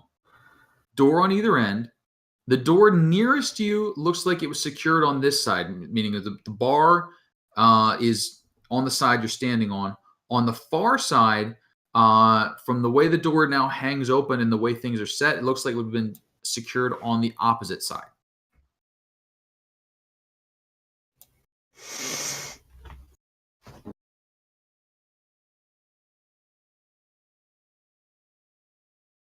Do we really care what's up there? So I'll come up to this side and kind of whisper at the kobold, like, what's going on up there? Why are they leaving the ceremony? And the kobold is definitely in the ceremony, but also seems to be posted up at the door like he's guarding. And he sort of looks towards you and he speaks back in Draconic. He says, "The way is didn't work." Do you need some wine or something? What's going on? Ratbone is the way to the Goblin King's rooms. Oh, actually, I just realized my background feature, Wanderer. You have an excellent memory for maps and geography. You can always recall general layouts of terrain and settlements and other features around you. Would I be able to kind of maybe mentally suss out that this would be the pathway leading back to the Goblin territory? This would most likely be a pathway leading to the Goblin territory. Yep. And with the way that the doors were secured on either side, this is most likely where the kobolds could not push through.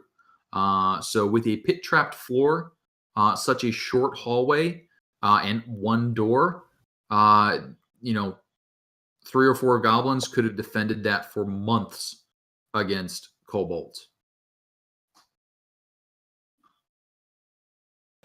Are we allowed to travel through this shortcut? It would save us a lot of time. If you wish. And I kind of look at Athy and I'm like, I'm not quite sure. I think it might still be trapped. Or there's something, you have to be careful about the floor. Not that that's any worry for you. She's gonna go take a look at things. Okay. So even just walking in and taking a look at it, you can see that they have secured the floor so that it should not drop away. And this floor looks very similar to the one where either side would drop away and you'd be left on that balance beam in between. So they have secured it, but from what you heard, they were still being careful to stay in the middle. Just in case. Yeah, they're kobolds. Stay in the middle, just in case. This door open still, or did they close that again? That door is open. It looks like they're leaving the path of retreat for themselves. Follow the exact path, Athy, like step for step. And basically, as you take, there's a little L-bend room, and then you come into a small camping room. In that small camping room are 3 decapitated goblins. They look as though they died happily in their sleep, but they're very dead. In the room beyond, you find yourself back into that hazy lit hallway. Frost still melting off in the northeast corner, where the wine slushy was made. Are these the drunk 3? Those are actually not the drunk 3. Those 3 recently came from the town. They are the 3 on the expedition. And as you catch up, they look back immediately to make sure that they're not being ambushed.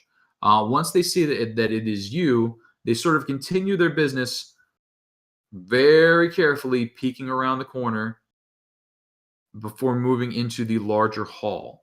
And you can hear them barking and yipping and whistling back, kind of passing the information along and then shouting it down the hallway. To the east, you can see the 3 drunk kobolds have come back to the room with the loot to try and drink the good stuff before the rest of the clan comes to get it. As the rest of the party moves on, I'm going to look between them and back from the room that we found the dragon in, back to the party. And I'm going to dash for that room. Okay. And I'm going to see if there are any more of the like wine icicles from where the first barrel burst laying around anywhere? You haven't thawed yet? There's a fair amount of frozen wine. Because Calcrix did freeze one barrel intact and only got about halfway through it before deciding to come on the adventure with you guys. Right. So yes, you do have some frozen winesicles if you would like one. Yep. She picks one up and kind of like pops it in her mouth like a popsicle and shoots back out after the party. So you pop the wine in your mouth. It does start to melt, and you have a nice wine. There are some weird flavors in that wine. And as you look at your hand has a light kind of a glitter or phosphorescence to it from where you touch the wine.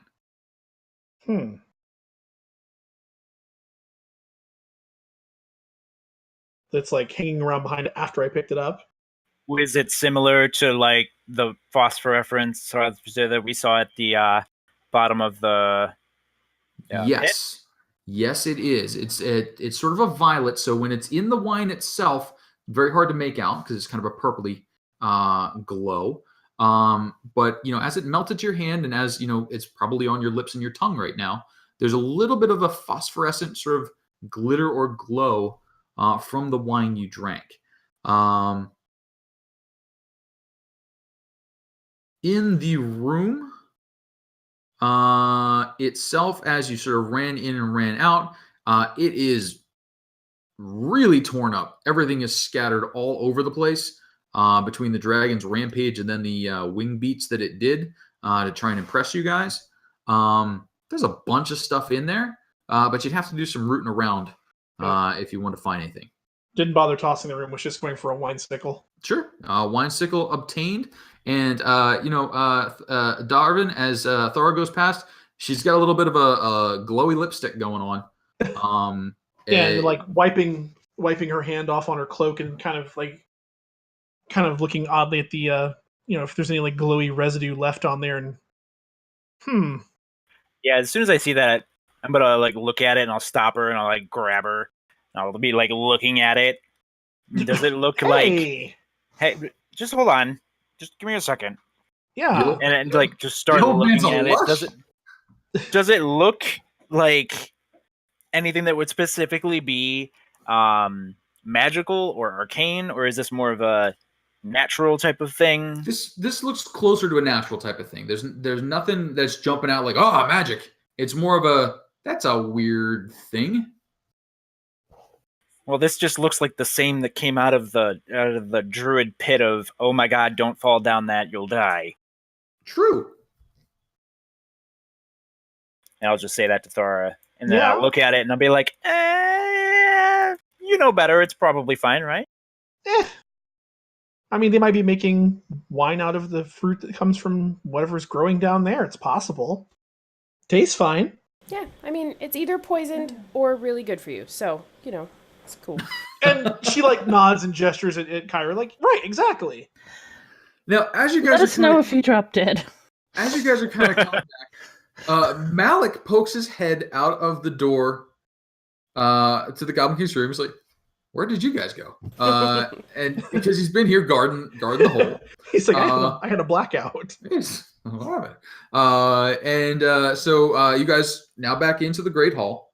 The kobolds you see do a real quick check of the various goblin bodies. They take a very brief look at this giant pile of stuff. Then they also, go into each room and then post up by the hole after deciding that there's no other real entrances or exits that wouldn't take squeezing through tiny cracks. Yeah, as we walk into the room, I just tell Malik, yeah, it's fine. We just, reunited a kobold leader with a white dragon, and they're definitely having a power struggle. Nothing's going wrong. What could go wrong? I'll just I'll speak in Draconic to the kobolds and point as we pass by this room. I'll just say there were a number of commoners that left the area here, so please make sure to secure those two areas. as we have yet to. And we're going to be traveling down here. And I point at the giant gaping hole.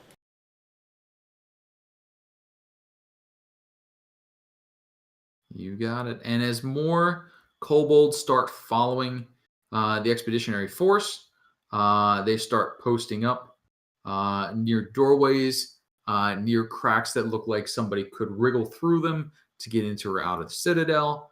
And the kobolds start to lock down the area. After the celebration, after that sort of passed, they start spreading out and securing it. It seems that there are more and more and more kobolds as time passes, and as the hunters that Yisrael or that Meepo had mentioned being gone return. And they have gone from hunters to guards. But now we are standing at the edge of a hole 80 feet deep with vines going down. We are in the real world at 12:30. Going down the hole kind of starts the next level. Is there anything you guys would like to do? Or should we break at this point for our 2-week siesta? I don't have anything specifically. Do we want to check out this door up here before we go down, or do we even care? So you have seen the kobolds go in and out of that door. They just didn't leave it open for you, but I'll open it up. Down that way is a hallway that connects to the 2 other doors. And you guys do have the opportunity to move around freely up there.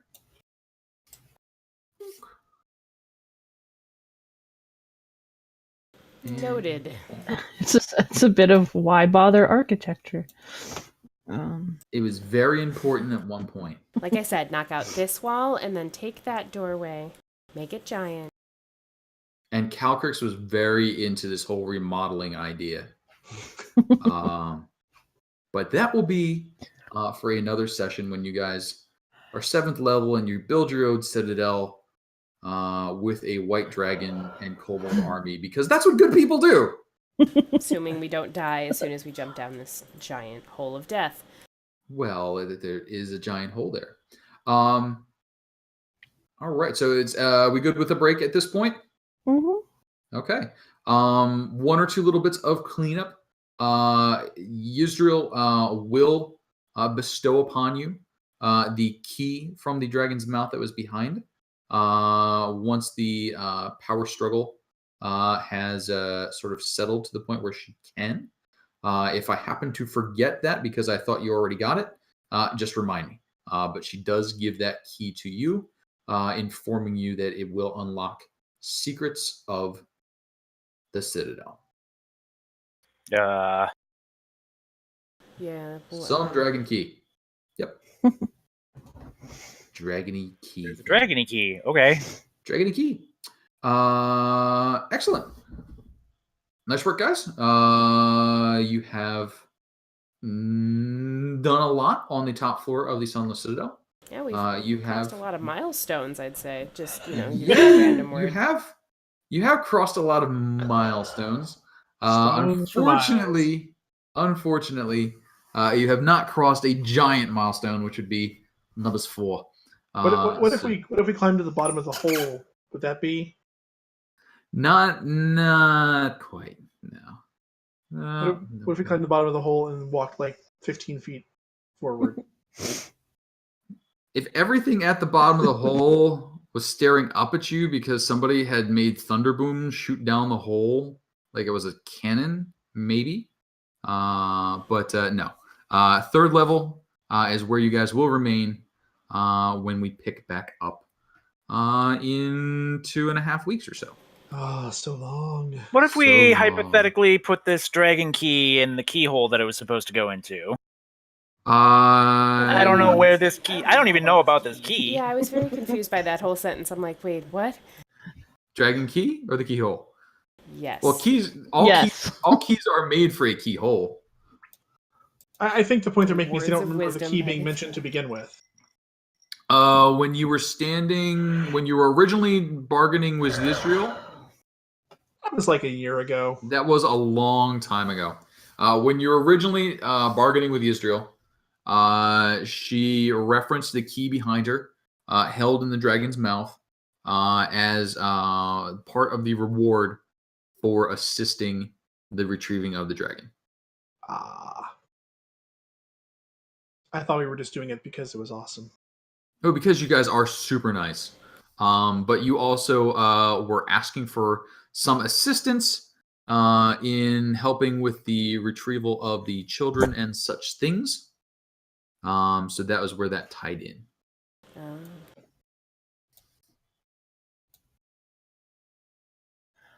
And that was the reason I brought it up, is because I keep forgetting to make a big deal of it.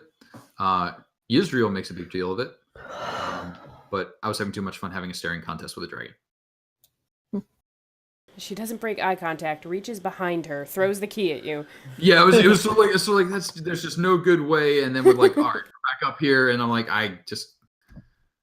there have been downtimes. There will be more downtime. Eventually she will get the key to you, even if she just has to give it to a kobold to bring to you. So eventually you will end up with the key. And I guess the only other thing that I would want to do in this maybe session is to unceremoniously loot the old dragon goblin area with the spiky chain that's completely trashed.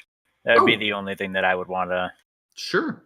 You can unceremoniously toss the room where the that was, and because the dragon's not going to show back up there and know exactly how many like dust bunnies were in its hoard, and be like, "Who stole my dust bunnies?" Yeah, shame to waste the wine ice rink while it's there. I mean, that's true too. It is a young dragon, so it may not have learned to memorize its dust bunnies yet. But I wouldn't try that with an old dragon.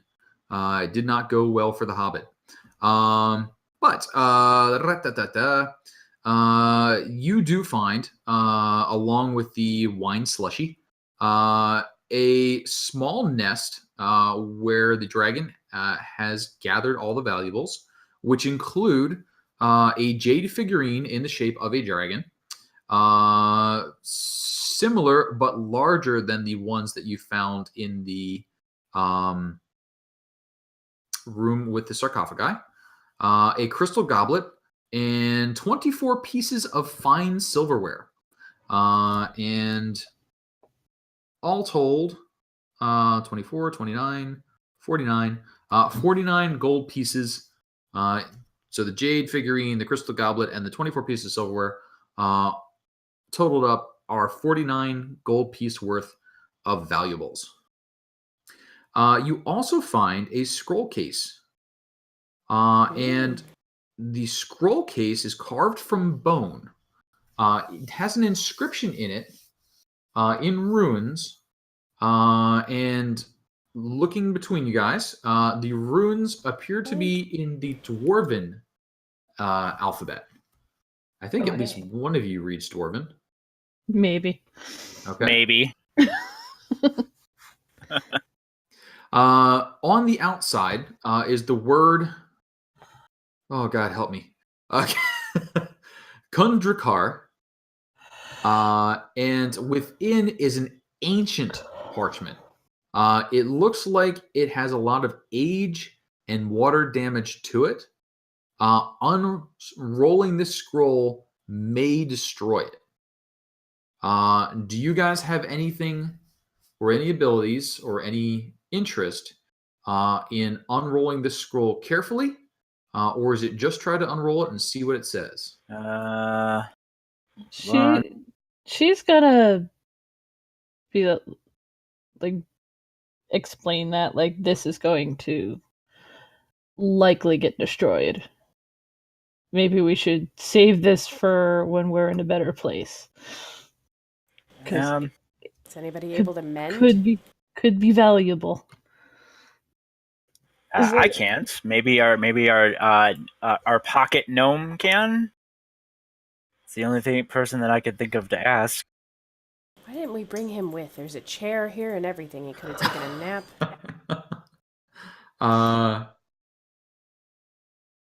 Erky, you do not remember having mentioned specifically that he can mend or not. Let me take a quick glance.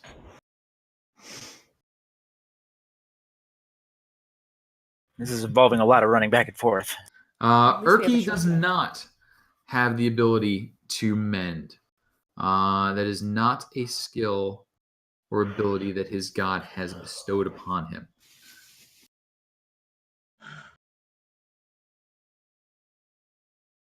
Well, I guess we're sitting on that one. Okay.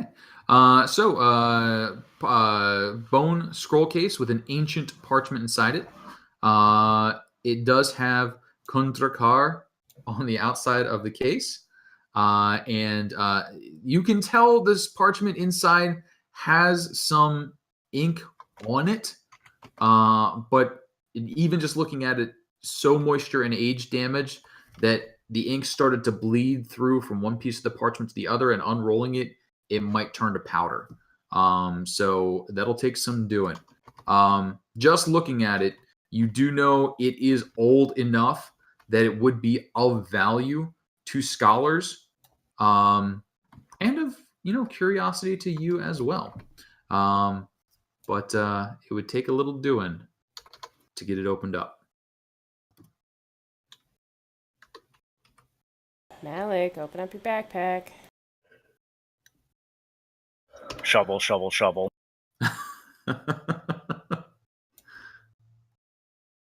So you guys have, a fine place setting now.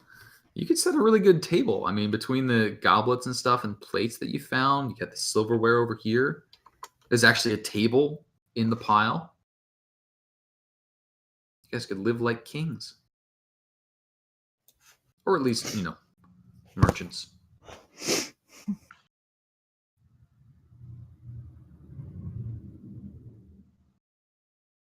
All right. Anything else that we wanted to hit up before we close it up for the evening? I think probably good. Yeah.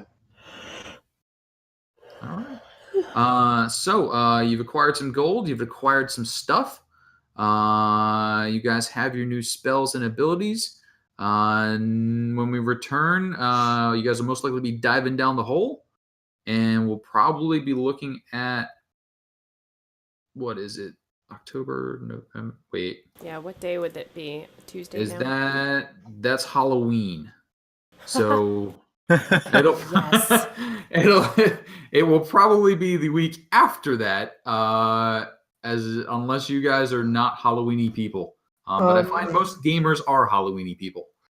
Yeah, there's also a chance I might be out of town that week. So Okay. But that said, I could probably set up. But yeah, for it being Halloween, that's yeah. So we will figure that one out as we get closer to it. Sure. Worst case scenario, it would be Tuesday the 7th. Right. Yeah, we could offer a Halloween one-shot maybe, if anybody, if we don't want to plan anything for sure and just keep it, because I've had one in my back pocket for a while that's kind of creepy. Oh, well, see, you can't throw that out there and not. Yeah, I think that's the thing that needs to happen. What should we prep for a Halloween one-shot? I wasn't prepared to launch it, but can I get back to you guys on that? Sure. Yeah, absolutely. Cool. Yeah. No, just shoot notes and say, hey, make a this level something, and we'll do a that level something. Or whatever it happens to be. Creepy.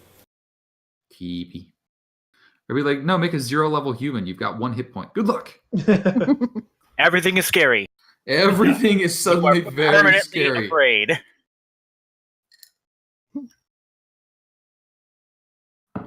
You have 2 states, conscious and unconscious. Good luck. All right, cool. Well, thanks, guys. Hope you're having fun with it. And I do not know how you made that hobgoblin fight that freaking easy. But bigger things have bigger hit points. How many spell slots do you have left? I still have 3. Oh, okay. I was wondering because I was I know you dropped 3 sleeps 3. in that first. You have a total of 3. Well, including because I leveled, so I have. Okay. Yeah, so I have 1 in that realm, and then 2 in 2. Right, because I know because you dropped the 1 on the goblins that were in that small room, and then you dropped 2 in that fight. Yeah, I'm still waiting to use my other spell, but sleep is just so damn helpful. Sleep's super nice. Right up until the creatures get above the hit point roll that you can do for sleep, then it becomes I can't use it anymore. Or for trash mobs. But it'll be a little while before you guys are fighting things that have 40 and 50 hit points each. Like 4 weeks. Grabbing some other crowd control. Pun intended. All right, cool.